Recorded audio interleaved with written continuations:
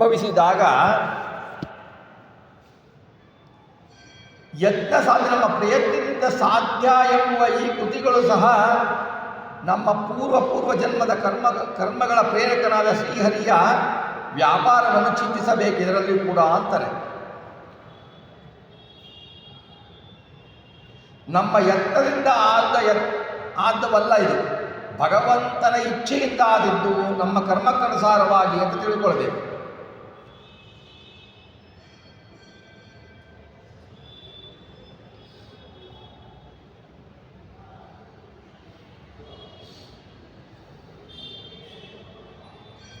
ಆಮೇಲೆ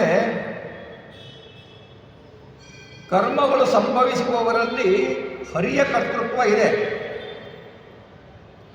ಈ ಕರ್ಮಗಳನ್ನೇನು ಮಾಡ್ತಾನೆ ಹರಿ, ಆಯಾ ಜೀವನ ಪೂರ್ವ ಕರ್ಮಕ್ಕೆ ಅನುಸಾರವಾಗಿ ಮಾಡಿ ಜೀವರಿಂದ ಮಾಡಿಸ್ತಾನೆ ಅಂತ ತಿಳ್ಕೊಳ್ಬೇಕು ಹೊರತು ನಾನೇ ಸ್ವತಂತ್ರವಾಗಿ ಮಾಡ್ತೀನಿ ಅಂತ ತಿಳ್ಕೊಳ್ಬಾರ್ದು. ಈಗ ಉದಾಹರಣೆ ಕೊಡಬೇಕಂದ್ರೆ, ನಾವು ಏನೋ ಕೆಲಸ ಮಾಡಬೇಕು ಅಂತ ಇರ್ತೀವಿ, ಆ ಕೆಲಸ ಆಗಲ್ಲ. ಜೀವನ ಇಚ್ಛೆಯಿಂದ ಕರ್ಮ ನಡೆಯಲ್ಲ. ಅದಕ್ಕೆ ಒಂದು ಉದಾಹರಣೆ, ನಾವು ಎಲ್ಲೋ ಹೋಗಬೇಕು ಅಂತ ಇರ್ತೀವಿ, ಅಲ್ಲಿ ಹೋಗ್ಲಿಕ್ಕಾಗಲ್ಲ.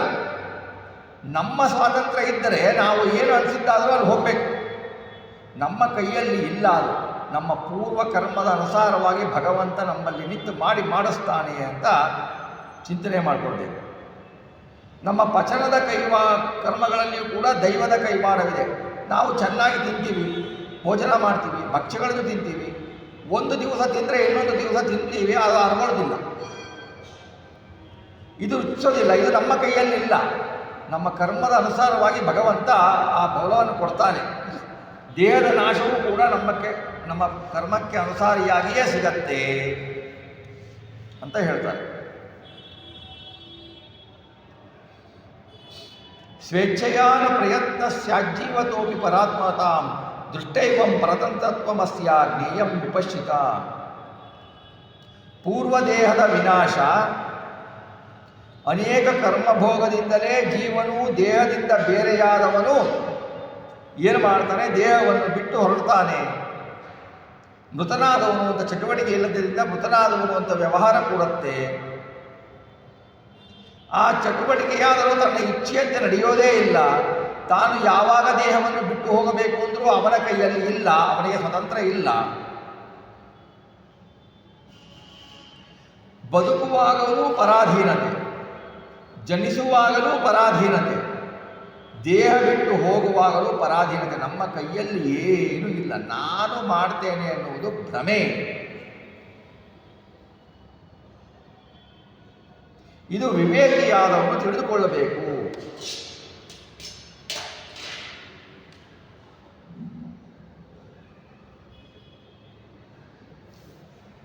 ದೇಹದಲ್ಲಿದ್ದ ಜೀವ ದೇಹಕ್ಕಿಂತ ಭಿನ್ನ, ಜೀವನಲ್ಲಿ ಇದ್ದ ಪರಮಾತ್ಮ ಜೀವಕ್ಕಿಂತ ಭಿನ್ನ ಅಂತ ತಿಳ್ಕೊಳ್ಬೇಕು.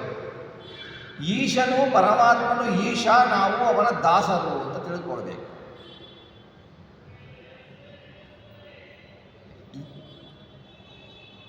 ಅವನೇ ವಿಷ್ಣು, ಅವನೇ ಶಿವನಾಮದಿಂದ ಕರೆಸಿಕೊಳ್ಳುವನು, ಅವನೇ ಹರಿ, ಬ್ರಹ್ಮ, ಸವಿತೃ, ಶಕ್ರಾದಿ ನಾಮಗಳನ್ನು ಉಳ್ಳುವ ಸಕಲ ಶಬ್ದವಾಚ್ಯ ಅವನೇ ಭಗವಂತ.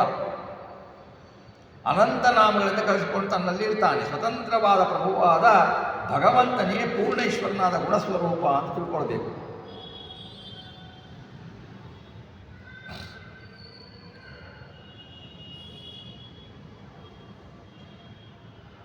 ಸ ಏವ ಕ್ರೀಡನಾರ್ಥಾಯ ಜೀವಾನಾಂ ಗತಿಹೇತವೇ ದೇಹಯೋಗೇನ ಸಂಸೃಜ್ಯ ತೇಷು ಚಾಪ್ಯ ವಿಶತ್ ಸ್ವಯಂ. ಶ್ರೀಹರಿಯೇ ಲೀಲೆಯಿಂದ ದೇಹದ ಸಂಬಂಧದಿಂದ, ಜೀವನಿಗೆ ದೇಹ ಸಂಬಂಧದಿಂದ ಸೃಷ್ಟಿ ಮಾಡಿಸಿ ತಾನೂ ಜೀವನೊಂದಿಗೆ ಆ ದೇಹವನ್ನು ಪ್ರವೇಶಿಸ್ತಾನೆ.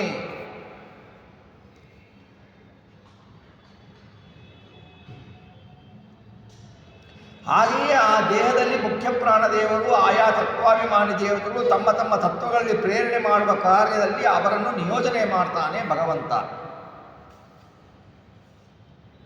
ಇದು ಹೇಗೆ ಮಾಡ್ತಾನೆ? ಇದಕ್ಕೆ ಒಂದು ಉದಾಹರಣೆ ಕೊಡ್ತಾರೆ.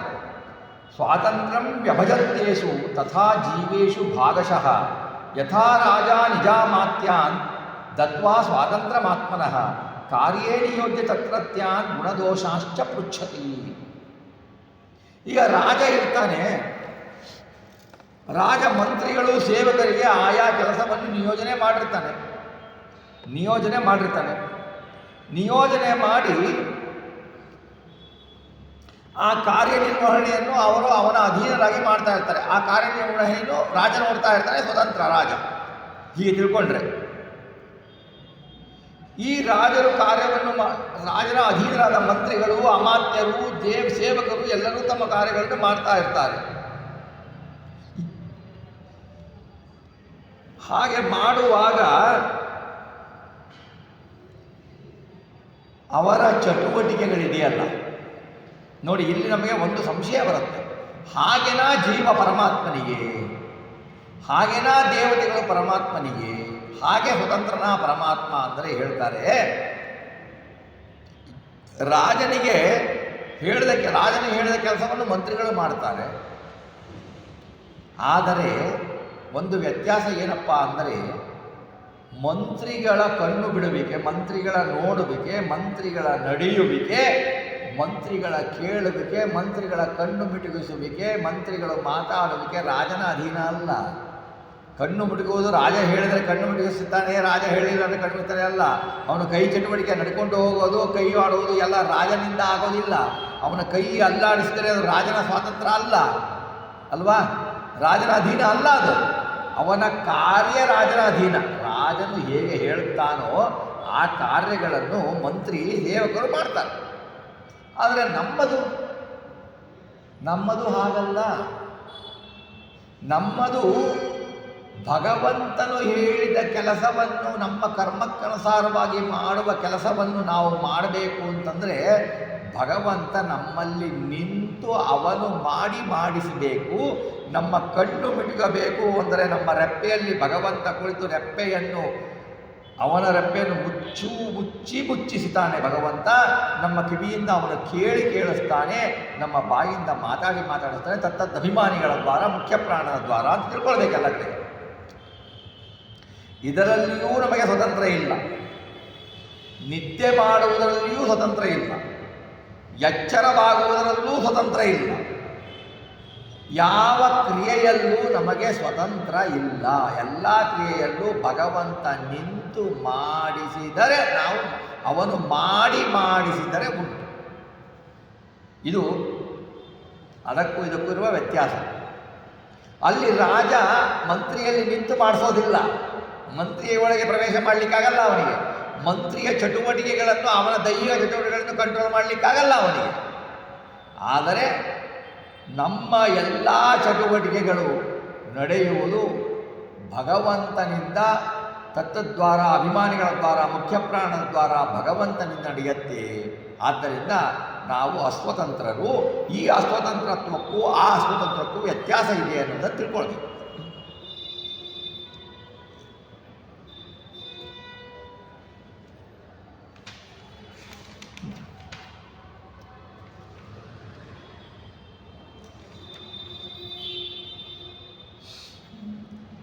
ಶ್ರೀಹರಿ ಒಬ್ಬನೇ ಸ್ವತಂತ್ರ. ಅವನಿಗೆ ಸ್ವಾತಂತ್ರ್ಯ ಎಂಬುದು ಗುಣ, ಧರ್ಮ ಅವನಿಗೆ. ಅವನಿಂದ ಗುಣಗಳು ಅಭಿನ್ನವಾದದ್ದು. ಗುಣಗಳು ಬೇರೆ ಅಲ್ಲ, ಭಗವಂತ ಬೇರೆ ಅಲ್ಲ. ಅವನ ಸ್ವರೂಪಾತ್ಮಕವೇ ಗುಣ. ಅದನ್ನು ವಿಭಾಗಿಸಿ ದತ್ತ ಸ್ವಾತಂತ್ರ್ಯ ಬೇರೆಯವರಿಗೆ ಕೊಡುವುದೆಂದರೆ ಹೇಗೆ ಕೊಡ್ತಾನೆ? ತನ್ನ ಸ್ವಾತಂತ್ರ್ಯದ ಅಂಶಗಳನ್ನು ಅವರಲ್ಲಿ ಸ್ಥಾಪಿಸುವುದು ಅಂದರೆ ತನ್ನ ಸ್ವಾತಂತ್ರ್ಯದ ಕೆಲವು ಅಂಶಗಳನ್ನು ತೆಗೆದುಬಿಟ್ಟು ಅವನಲ್ಲಿ ಇಡುವುದು ಎಂದರ್ಥ. ಹರಿಯಲ್ಲಿ ಅಂಶಗಳಿಗೆ ಭೇದ ಇಲ್ಲ. ಹರಿಯನ ರೂಪಗಳಿಗೆ, ಹರಿಯ ಗುಣಗಳಿಗೆ, ಹರಿಗೂ ಭೇದ ಇಲ್ಲ. ಶ್ರೀಹರಿಗೆ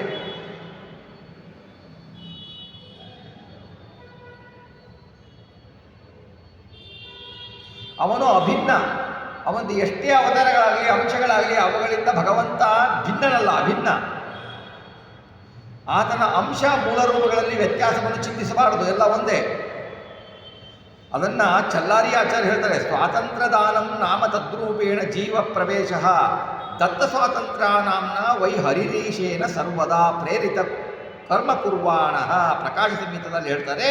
ಮತ್ತು ತತ್ರಸ್ಥೋ ವಿಷ್ಣು ತತ್ತಶಕ್ತಿ ಪ್ರಬೋಧಯನ್ ಏಕೇವ ಮಹಾಶಕ್ತಿ ಕುರುತೆ ಸರ್ವಮಂಜಸ.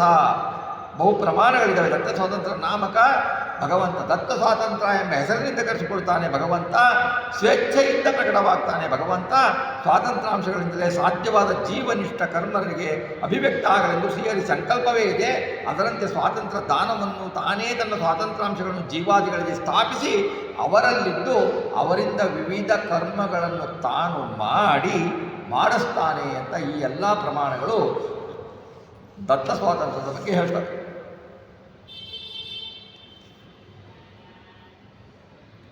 ಇನ್ನು ಆ ವಿವರಗಳನ್ನು ಹೇಳ್ತಾನೆ, ದತ್ತ ಸ್ವಾತಂತ್ರ್ಯ ವಿವರಗಳನ್ನು, ಅಂಶಗಳನ್ನು ಹೇಳ್ತಾರೆ. ಸ್ವಸ್ಮಿನ್ ಅರ್ಧಂ ಸ್ವತಂತ್ರತ್ವಂ ಸಮಾಧಾಯ ತದರ್ಥಕಂ ವಿಭಜ್ಯ ಶತದಾ ಭೂಯೋ ಅಷ್ಟಾಚತ್ವಾರಿಂಶದಂಶಕಾನ್ ಪ್ರಾಣೇ ಸ್ವಾತಂತ್ರ್ಯಮಾದಾಯ ದ್ವಿಪಂಚಾಶತ್ತು ವೇದಸಿ. ತನ್ನ ಸ್ವಾತಂತ್ರ್ಯವನ್ನು ಏನು ಮಾಡ್ತಾನೆ ಅವನು ಏನು ಮಾಡ್ತಾನೆ ತನ್ನ ಸ್ವಾತಂತ್ರ್ಯವನ್ನು ಅಂದರೆ ಒಂದು ಅರ್ಧ ಭಾಗವನ್ನು, 2 ಭಾಗವನ್ನು ಮಾಡ್ತಾನೆ. ಅರ್ಧ ಭಾಗವನ್ನು ಒಂದು ಹಿಟ್ಟಿನ ಮುದ್ದೆ ಇದೆ ಅಂತ ತಿಳ್ಕೊಳ್ಳಿ ಉದಾಹರಣೆಗೆ. ಆ ಮುದ್ದೆಯನ್ನು ಅರ್ಧ ಭಾಗ ಮಾಡ್ತೀರ, ಆ ಅರ್ಧ ಭಾಗ ಹಾಗೆ ಇರುತ್ತೆ. ಅವನ ಗುಣ, ಅವನ ಸ್ವಾತಂತ್ರ್ಯದಲ್ಲಿ ಕೆಲವು ಅಂಶವನ್ನು ತೆಗಿತಾನೆ, ಅದನ್ನು ಮುಂದೆ ಬರುತ್ತೆ ಎಷ್ಟು ಅಂಶ ಅಂತ. ಆ ತೆಗೆದುಬಿಟ್ಟು ಅರ್ಧ ಭಾಗ, 2 ಭಾಗ ಮಾಡ್ತಾನೆ. ಒಂದು ಅರ್ಧ ಭಾಗ, ಒಂದು ಅರ್ಧ ಭಾಗ. ಆ ಅರ್ಧ ಭಾಗ ಇದೆಯಲ್ಲ, ಆ ಅರ್ಧ ಭಾಗದಲ್ಲಿ ಮತ್ತೆ ಅದನ್ನು 2 ಆಗಿ ಮಾಡ್ತಾನೆ. ಈಗ ಒಂದು ಅರ್ಧ ಭಾಗ ಸಪ್ರೇಟ್ ಉಳಿತು, ಇನ್ನೊಂದು ಅರ್ಧ ಭಾಗ ಇದೆಯಲ್ಲ ಅದನ್ನು 2 ಭಾಗ ಮಾಡ್ತಾನೆ. ಆ ಒಂದು ಅರ್ಧ ಭಾಗ ಮಾಡಿರ್ತಾನಲ್ಲ, ಆ ಅರ್ಧ ಭಾಗದಲ್ಲಿ 2 ಭಾಗ ಮಾಡಿರ್ತಾನಲ್ಲ, ಆ 2 ಭಾಗ ಮಾಡಿದ್ದಲ್ಲಿ ಒಂದು ಭಾಗವನ್ನು 100 ಭಾಗ ಮಾಡ್ತಾನೆ. 100 ಭಾಗ ಮಾಡ್ತಾನೆ. 100 ಭಾಗ ಮಾಡಿ ಶತದ 100 ಭಾಗ ಮಾಡಿ ವಿಭಾಗಿಸ್ತಾನೆ. ಆಮೇಲೆ ಅಷ್ಟಚತ್ವಾರಿಂಶ ದಂಶಕ ಅಂದರೆ ಅಷ್ಟಚತ್ವಾರಿಂಶ ಅಂದರೆ 48 ಅಂಶಗಳು. 48 ಅಂಶಗಳನ್ನು ಮುಖ್ಯ ಪ್ರಾಣದಲ್ಲಿ ಇಡ್ತಾನೆ. ಇನ್ನು ಉಳಿದಿದ್ದಷ್ಟು ದ್ವಿಪಂಚಾಶತ್ 52 ಅಂಶಗಳು ಉಳಿಯುತ್ತಲ್ವ. 100ರಲ್ಲಿ 48 ಮುಖ್ಯ ಪ್ರಾಣದಲ್ಲಿ ಇಟ್ಟ. ಇನ್ನು 52ರನ್ನು ಚತುರ್ಮುಖ ಬ್ರಹ್ಮದಲ್ಲಿ ಇಡ್ತಾನೆ. ಚತುರ್ಮುಖ ಬ್ರಹ್ಮನಲ್ಲಿ ಇಡ್ತಾನೆ ಅಂತ ಶಾಸ್ತ್ರಕಾರರು ಹೇಳ್ತಾರೆ.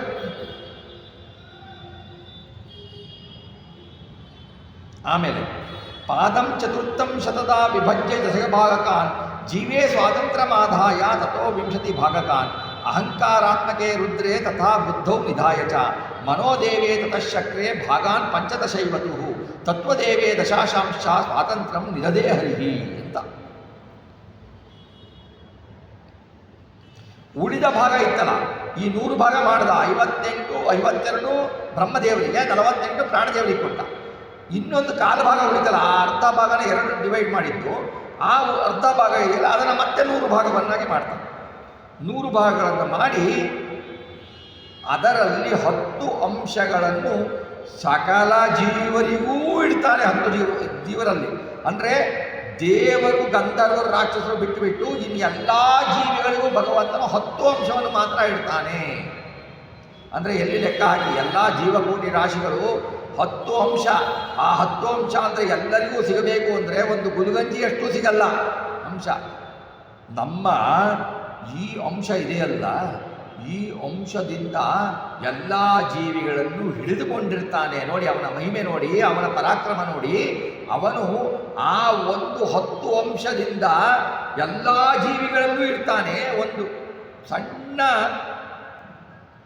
ಸಣ್ಣ ಸಾಸಿವೆ ಕಾಳು ತಗೊಳ್ಳಿ, ಆ ಥರದ ಅಂಶನೂ ಕಡಿಮೆನೇ, ಅದು ಇನ್ನೂ ಜಾಸ್ತಿನೇ. ಅಂಥ ಕೋಟ್ಯಾನುಕೋಟಿ ಜೀವಿಗಳು, ಅಸಂಖ್ಯ ಜೀವಿಗಳಿಗೆ ಒಳಗಡೆ 10 ಅಂಶದಲ್ಲಿ ಇದ್ಬಿಟ್ಟು ಅವರವರ ಚಟುವಟಿಕೆಗಳನ್ನು, ಅವರವರ ಸ್ಥಿತಿಮರಣಗಳನ್ನು, ಅವರವರ ದೈಹಿಕ ಚಟುವಟಿಕೆಗಳನ್ನು, ಪಾಪುಣ್ಯಗಳನ್ನು ನಿಯಂತ್ರಣ ಮಾಡುವನು, ಕಾರ್ಯ ಮಾಡುವವನು ಅವನು. ಭಗವಂತನ ಅದ್ಭುತ ಚಿಂತೆ ಹೇಗಿದೆ ನೋಡಿ, ಭಗವಂತನ ಗುಣಗಳ ಚಿಂತೆ ಹೇಗಿದೆ.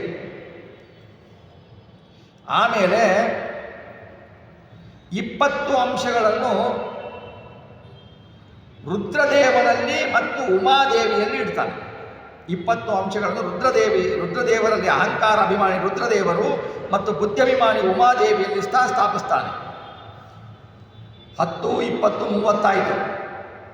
ಇನ್ನು 15 ಅಂಶಗಳನ್ನು ಮನೋಭಿಮಾನದ ಇನ್ನೊಬ್ಬರಿದ್ದಾರೆ ಇಂದ್ರದೇವರು. ಇಂದ್ರದೇವರಲ್ಲಿ 15 ಅಂಶಗಳನ್ನು ಇಡ್ತಾನೆ. 15 ಅಂಶಗಳನ್ನು ಇಡ್ತಾನೆ. ಮತ್ತು ತತ್ವಾಭಿಮಾನಿ ದೇವತೆಗಳಲ್ಲಿ ಎಲ್ಲ ತತ್ವಾಭಿಮಾನಿ ದೇವತೆಗಳು 24 ತತ್ವಾಭಿಮಾನಿ ದೇವತೆಗಳಿದ್ದರೆ ಅವರಲ್ಲೆಲ್ಲ 10 ಅಂಶಗಳನ್ನು ಇಡ್ತಾನೆ. ಇಲ್ಲಿ ಎಷ್ಟಾಯಿತು? 55 ಆಯಿತು ಅಲ್ವಾ? 10 ಅಂಶ ಜೀವರು, 20 ಅಂಶ ರುದ್ರದೇವರು ಪಾರ್ವತಿ, 15 ಅಂಶ ಇಂದ್ರದೇವರು, 10 ಅಂಶ ತತ್ವಾಭಿಮಾನಿ ದೇವತೆಗಳು. ಇನ್ನು ಉಳಿದಿದ್ದು 45 ಅಂಶ. 45 ಅಂಶವನ್ನು ಕಲಿ ಮೊದಲಾದ ದೈತ್ಯ ಸಮೂಹದಲ್ಲಿ ಇಡ್ತಾನೆ. ಇದನ್ನು ಅವನು ತನ್ನ ಇಚ್ಛೆಯಿಂದಲೇ ಇಡ್ತಾನೆ. ಯಾರೋ ಹೇಳಿದ್ರು ನಾನು ಇಟ್ಟೆ ಅಂತಲ್ಲ, ಅವನ ಸ್ವ ಇಚ್ಛೆಯಿಂದ ಇಡ್ತಾನೆ. ಶ್ರೀ ವಿಷ್ಣು ಭಿನ್ನ, ಯಾವ ಚೇತನನು ಸ್ವತಂತ್ರನಲ್ಲ. ಸ ಏವಾಹಂ ತದತ್ಪುರುಷ ಜ್ಞಾಪಕಂ ತತ್ಪ್ರಮಾಣಕಂ ತಸ್ಯ ನಿಂದಾ ತದೀಯಸ್ಯ ಭಕ್ತಸ್ಯಾಪಿ ವಿನಿಂದನಂ ಶಂಖಚಕ್ರಾದಿತಿ ಲಿಂಗಾತ್ ಧಾರಿಣಾಂ ದ್ವೇಷಣಂ ತಥಾ ಏವಮಾದಿರ್ಹರೇ ದ್ವೇಷ ತತ್ಕಾರಿ ದೈತ್ಯ ಉಚ್ಯತೆ. ತತ್ವಾಭಿಮಾನಿ ದೈತ್ಯ ಲಕ್ಷಣಗಳನ್ನು ನಿರೂಪಿಸ್ತಾರೆ. ಆ ವಿಷ್ಣು ಒಬ್ಬನೇ ಸ್ವತಂತ್ರ. ವಿಷ್ಣುವನ್ನು ಬಿಟ್ಟು ಬೇರೆ ಯಾರೂ ಸ್ವತಂತ್ರ ಚೇತನರಲ್ಲ ಅಂತ ಇದರ ಅಭಿಪ್ರಾಯ. ಆ ವಿಷ್ಣುವೇ ನಾನೇ ಬ್ರಹ್ಮ, ಅವನು ನಿರ್ಗುಣ, ಅವನಲ್ಲಿ ಗುಣವೇ ಇಲ್ಲ ಅಂತ ಹೇಳೋದು, ವೇದಗಳಲ್ಲಿ ಹೇಳುವ ಪ್ರಮಾಣವನ್ನು ನಿಂದಿಸುವುದು, ವಿಷ್ಣು ಭಕ್ತರನ್ನು ನಿಂದಿಸುವುದು, ಶಂಖಚಕ್ರಾದಿ ವಿಷ್ಣು ಲಾಂಛನಗಳನ್ನು ಧರಿಸದೇ ಇರುವುದು, ಈ ಮೊದಲಾದವುಗಳು ಶ್ರೀಹರಿಯ ದ್ವೇಷ ಮಾಡಿದ ಹಾಗೆ ಆಗತ್ತೆ. ದೈತ್ಯರಲ್ಲಿ ಮುಖ್ಯಸ್ಥ ಯಾರು? ಕಲಿಯೇ ದೊಡ್ಡ ದೈತ್ಯ. ಇನ್ನೆಲ್ಲ ಬರೋರು ಕಲಿಯ ಕೆಳಗಡೆನೆ ಅಂತ ತಿಳ್ಕೊಳ್ಬೇಕು.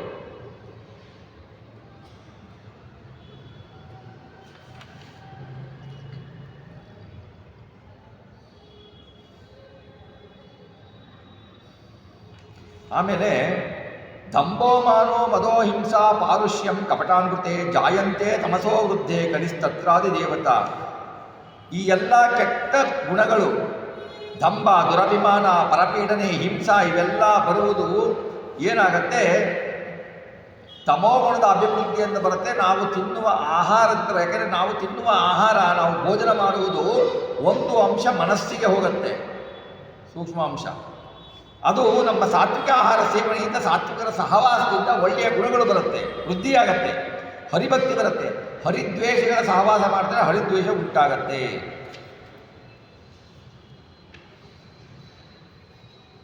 ಆಮೇಲೆ ಇನ್ನೂ ಬಹಳ ಚೆನ್ನಾಗಿ ಹೇಳ್ತಾರೆ, ಸ್ವಾತಂತ್ರ್ಯ ಲೇಷಾದಾನೇನ ಜೀವನ್ ಸ್ವಶತಿ ಶೃಂಭತೆ ಭುಂಕ್ತೆ ಗಿಲತಿ ಪಾನಾದಿ ಕರೋತ್ಯಾಪಿ ಚ ಗಚ್ಚತಿ ಹಿನಸ್ತಿ ಪಾದಿ ಚ ಬ್ರೂತೆ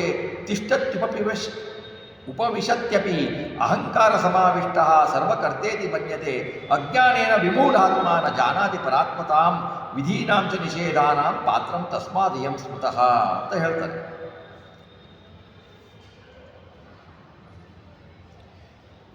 ಜೀವನಿಗೆ ಭಗವಂತ ದತ್ತ ಸ್ವಾತಂತ್ರ್ಯ ಅಂದರೆ ತನ್ನ ಒಂದು ಅಂಶದ ಸ್ವಾತಂತ್ರ್ಯವನ್ನು ದಾನ ಮಾಡ್ದ ಅಂದರೆ ಭಗವಂತ ಅಲ್ಲಿದ್ದು ಮಾಡಿಸ್ತಾ ಇದ್ದಾನೆ. ಆ ಅಂಶದಿಂದ ಸಕಲ ಅನಂತ ಜೀವರಲ್ಲಿ ಭಗವಂತ ತನ್ನ ಕೇವಲ ಒಂದು ಭಾಗದ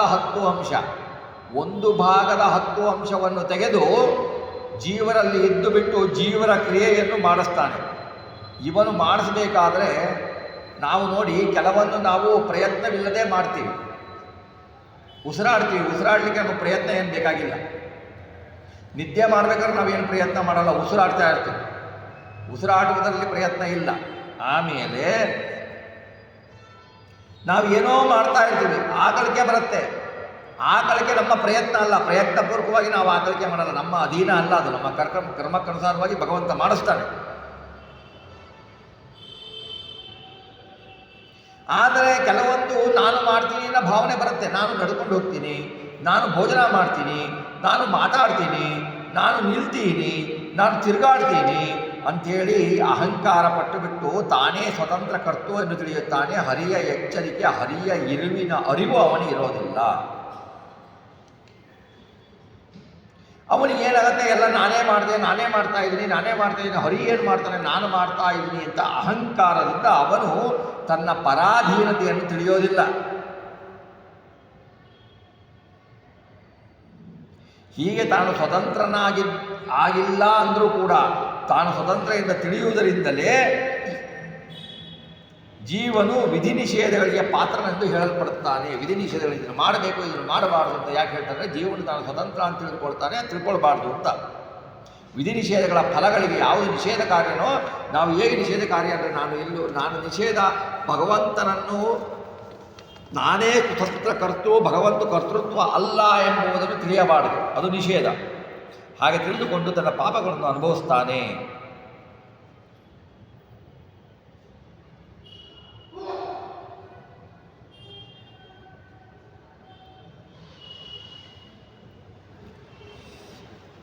ಏನು ಪುಣ್ಯ ಪಾಪಗಳನ್ನು ಮಾಡ್ತೀವೋ ನಮ್ಮ ಪೂರ್ವ ಕರ್ಮದ ಅನುಸಾರಕ್ಕಾಗಿ ಭಗವಂತ ನಮ್ಮಲ್ಲಿ ನಿಂತು ಮಾಡಿಸ್ತಾ ಇದ್ದಾನೆ ಎನ್ನುವ ನಮ್ಮ ಪರಾಧೀನತ್ವವನ್ನು ಅಲ್ಲಿ ತಿಳಿದುಕೊಳ್ಬೇಕು.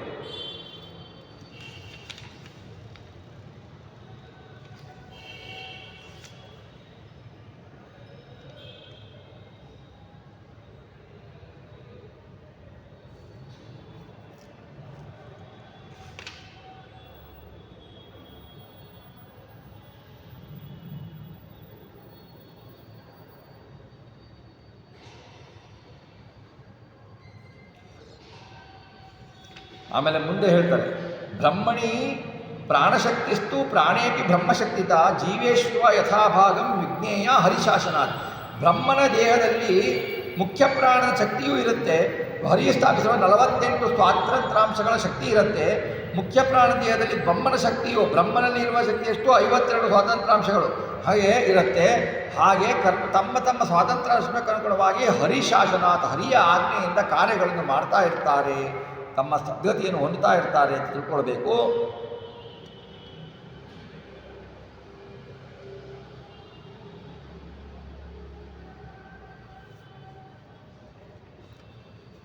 ಈಶ ಸ್ವಾತಂತ್ರ್ಯ ಭಾಗೇಶು ಮಾಯಾಭಾಗಸ್ತೃತೀಯಕಃ ಸಾಯಿ ಸರ್ವ ಜಗನ್ಮಾತಾ ಮೂಲ ಪ್ರಕೃತಿ ದೇವತಾ. ಈಶ ಸ್ವಾತಂತ್ರ್ಯ ಭಾಗೇಶು, ಹರಿಯು ತಾನಾಗೇ ಇಟ್ಟುಕೊಂಡಿದ್ದ ತನ್ನ ಸ್ವಾತಂತ್ರ್ಯದ ಅಂಶಗಳಲ್ಲಿ ಮಾಯಾಭಾಗ, ಲಕ್ಷ್ಮೀದೇವಿಯ ಭಾಗ ಎಷ್ಟು? ಒಂದರ ಮೂರನೇ ಒಂದು ಭಾಗ ಆಗಿರುತ್ತೆ ಅವಳು. ಹರಿ ಏನು ಮಾಡ್ತಾನೆ, ತನ್ನ ಅಪಾರ ಸ್ವಾತಂತ್ರ್ಯಾಂಶ ಇದೆಯಲ್ಲ ಅದರಲ್ಲಿ ಒಂದು ಅಂಶವನ್ನು ಪ್ರತ್ಯೇಕ ಮಾಡಿ ಅದರಲ್ಲಿ ಅರ್ಧ ಭಾಗ ತಾನಿಟ್ಕೊಳ್ತಾನೆ. ಒಂದು ಅಂಶ ಪ್ರತ್ಯೇಕ ಮಾಡಿ ಅರ್ಧ ಭಾಗ ತಾನಿಟ್ಕೊಳ್ತಾನೆ. ಉಳಿದ ಅರ್ಧದಲ್ಲಿ ಕಾಲು ಭಾಗವನ್ನು 100 ಭಾಗಗಳನ್ನಾಗಿ ಮಾಡಿ ಬ್ರಹ್ಮವಾಯುಗಳಿಗೆ ಕೊಡ್ತಾನೆ.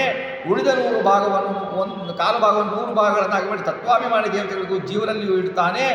ಆಮೇಲೆ ಇಲ್ಲಿ ತನ್ನ ಅರ್ಧ ಭಾಗ ಏನು ಇಟ್ಕೊಂಡಿದ್ದಲ್ಲ, ಆ ಅರ್ಧ ಭಾಗಗಳಲ್ಲಿ ಇತರ ಭಾಗಗಳು 200 ಅಂಶಗಳನ್ನು ತಿಳಿದರೆ ರಮಾದೇವಿ ಏನು ಮಾಡ್ತಾರೆ, ಇತರ ಅಂಗೆ 200 ಡಿವೈಡ್ ಮಾಡಿದ್ದಾರೆ. ಅದೇ ಥರ ಉಳಿದ ಅರ್ಧ ಭಾಗವನ್ನು 200 ಡಿವೈಡ್ ಮಾಡ್ದ ಅಂತ ಇಟ್ಕೊಂಡ್ರೆ ಅದರಲ್ಲಿ ಮೂರನೇ ಒಂದು ಭಾಗ 3 ಭಾಗ ಮಾಡ್ತಾನೆ. 66 ಆಮೇಲೆ ಎರಡನೇ 3 46 ಮೂರನೇ 2 ಗುಣಗಳು ಅಥವಾ 67 ಭಾಗಗಳನ್ನು ಸ್ಪಷ್ಟ ಅಷ್ಟನ್ನು ರಮಾದೇವಿಗೆ ಕೊಡ್ತಾನೆ. ಲಕ್ಷ್ಮೀದೇವಿ ಮೂಲ ಪ್ರಕೃತಿ, ದೇವತಾ ಮೂಲ ಜಡ ಪ್ರಕೃತಿಯ ನಿಯಾಮಗಳು, ಸರ್ವ ಜಗನ್ಮಾತ ಜಗತ್ತಿನ ತಾಯಿ, ಅವಳಿಗೆ ಕೊಡ್ತಾಳೆ. ಅಲ್ಲಿಗೆ ಏನಾಯಿತು, 3 ಭಾಗ ಮಾಡಿದರೆ 66 66 66 198 ಆಯಿತು ಅಲ್ವಾ? 200 ಆಗಲಿಲ್ಲ. ಮತ್ತು ಏನು ಕೊಟ್ಟರು? ಇನ್ನು 2 ಏನು ಮಾಡಬೇಕು? 2ರಲ್ಲಿ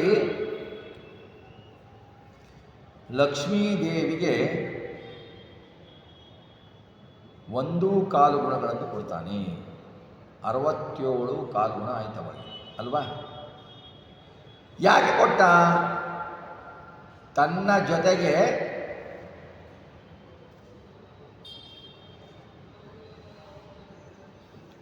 ಅವಳನ್ನು ತನ್ನ ಜೊತೆಗೆ ಆನಂದ ಪಡುವುದಕ್ಕಾಗಿ 1 ಗುಣಗಳನ್ನು ಕೊಡ್ತಾನೆ. ಅಲ್ಲಿಗೆ 67 ಕಾಲು, ಉಳಿದ 3 ಗುಣಗಳನ್ನು ತಾನೇ ಇಟ್ಕೊಳ್ತಾನೆ ಭಗವಂತ.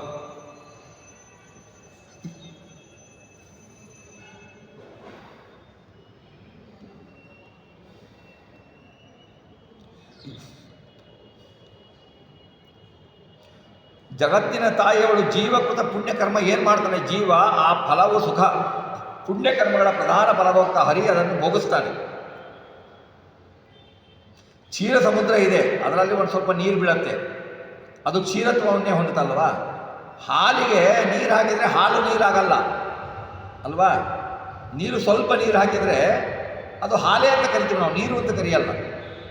ಹಾಗೆಯೇ ಹರಿ ಕ್ಷೀರವನ್ನೇ ಹೊಂದುವಂತೆ ಜೀವಕರ್ಮ ಪ್ರವಾಹ ಸುಖ ಹರಿಯಲ್ಲಿ ಆನಂದ ರೂಪೇ ಆಗಿರುತ್ತದೆ. ಶ್ರುತಿಗಳು ಶ್ರೀ ವಿಷ್ಣುವು ಆನಂದ ಸ್ವರೂಪ ಅಂತ ಹೇಳ್ತಾನೆ, ಅವನು ಆನಂದ ಸ್ವರೂಪ. ಅವನು ಸುಖ ಸ್ವರೂಪನಾದ ಸೇರಿ ಇಷ್ಟು ಜೀವರಿಂದ ಆನಂದವನ್ನು ಪಡೆತಾನೆ ಭಗವಂತ. ಅಂದರೆ ಅವನ ಆನಂದ ವೃದ್ಧಿ ಆಗತ್ತೋ? ವೃದ್ಧಿ ಆಗಲ್ಲ. ವೃದ್ಧಿಯನ್ನು ಅವನಲ್ಲಿ ಯಾವಾಗಲೂ ಆನಂದ ಒಂದೇ ತರಹನೇ, ಅವನು ಪೂರ್ಣ. ಅವನು ಪೂರ್ಣದಲ್ಲಿ ಹಾಕಿದರೆ ಅದು ವೃದ್ಧಿ ಆಗತ್ತೆ ಅಂತ ಇಲ್ಲ.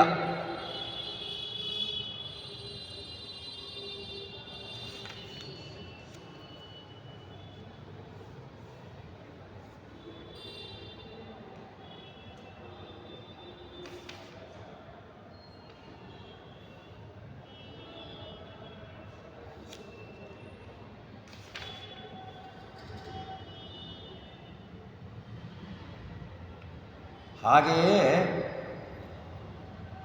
ತಮಸ್ಸೂರ್ಯಪ್ಯಥಾನೈವ ಪಶ್ಯೇತದ್ವದ್ಧರಿಂ ನಹಿ ಪಾಪಂ ಕರ್ಮ ನಿರೀಕ್ಷೇತ ದೂರಾದೇವ ವಿನಶ್ಯತಿ ಬ್ರಹ್ಮಾದಿದೇವ ಭಾಗಾಂಸ್ತು ತೂಲಬದ್ಧತೆ ಹರಿ. ದೈತ್ಯಾಭಿಮಾನಿಗಳಿಂದ ಮತ್ತು ಜೀವನಿಂದ ಹೊಂದಲ್ಪಟ್ಟದ ಪಾಪದ ಫಲಭಾಗವಾದ ಗತಿಯನ್ನು ಹೇಳ್ತಾರೆ.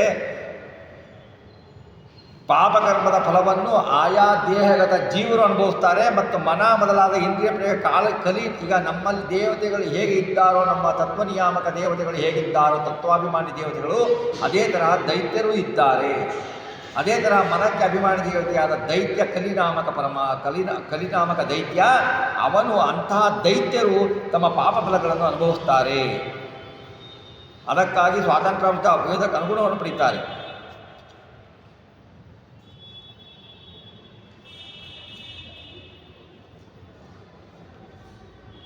ದೇವತೆಗಳಿಗೆ ಪಾಪದ ಫಲದ ಅಂಶ ದೊರೆಯದಂತೆ ಶ್ರೀಹರಿ ಅವರನ್ನು ರಕ್ಷಿಸಲು ಮಾಡ್ತಾನೆ. ಯಾಕೆ ಮಾಡ್ತಾನೆ? ಹರಿಯ ಆಜ್ಞೆಯಂತೆ ಅವರು ಕೆಲಸ ಮಾಡ್ತಾ ಇರ್ತಾರೆ. ಹರಿಯ ಆಜ್ಞೆಯಂತೆ ಕೆಲಸ ಮಾಡೋದರಿಂದ ಅವರಿಗೆ ಪಾಪ ಬರೋದಿಲ್ಲ, ಫಲಭಾಗವೂ ಇಲ್ಲ, ಅಪರಾಧ ಅಲ್ಲ ಅದು. ಹಾಗಾಗಿ ಅವರಿಗೆ ಪಾಪದ ಫಲ ಬರೋದಿಲ್ಲ.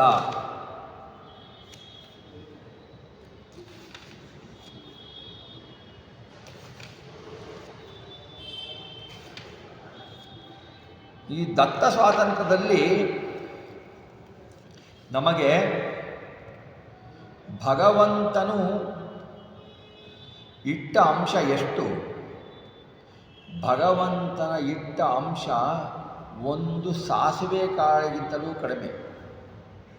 ಅಂದರೆ ಅಂದರೆ ನಾವೇನು ತಿಳ್ಕೊಳ್ಬೇಕು, ಭಗವಂತನ ಒಂದು ಅಂಶ ಇದೆಯಲ್ಲ, ಭಗವಂತನ ಭಿನ್ನಾಂಶಗಳಲ್ಲ ಅದು. ಎಲ್ಲ ಅಂಶಗಳು ಭಗವಂತನದು ಒಂದೇನೆ.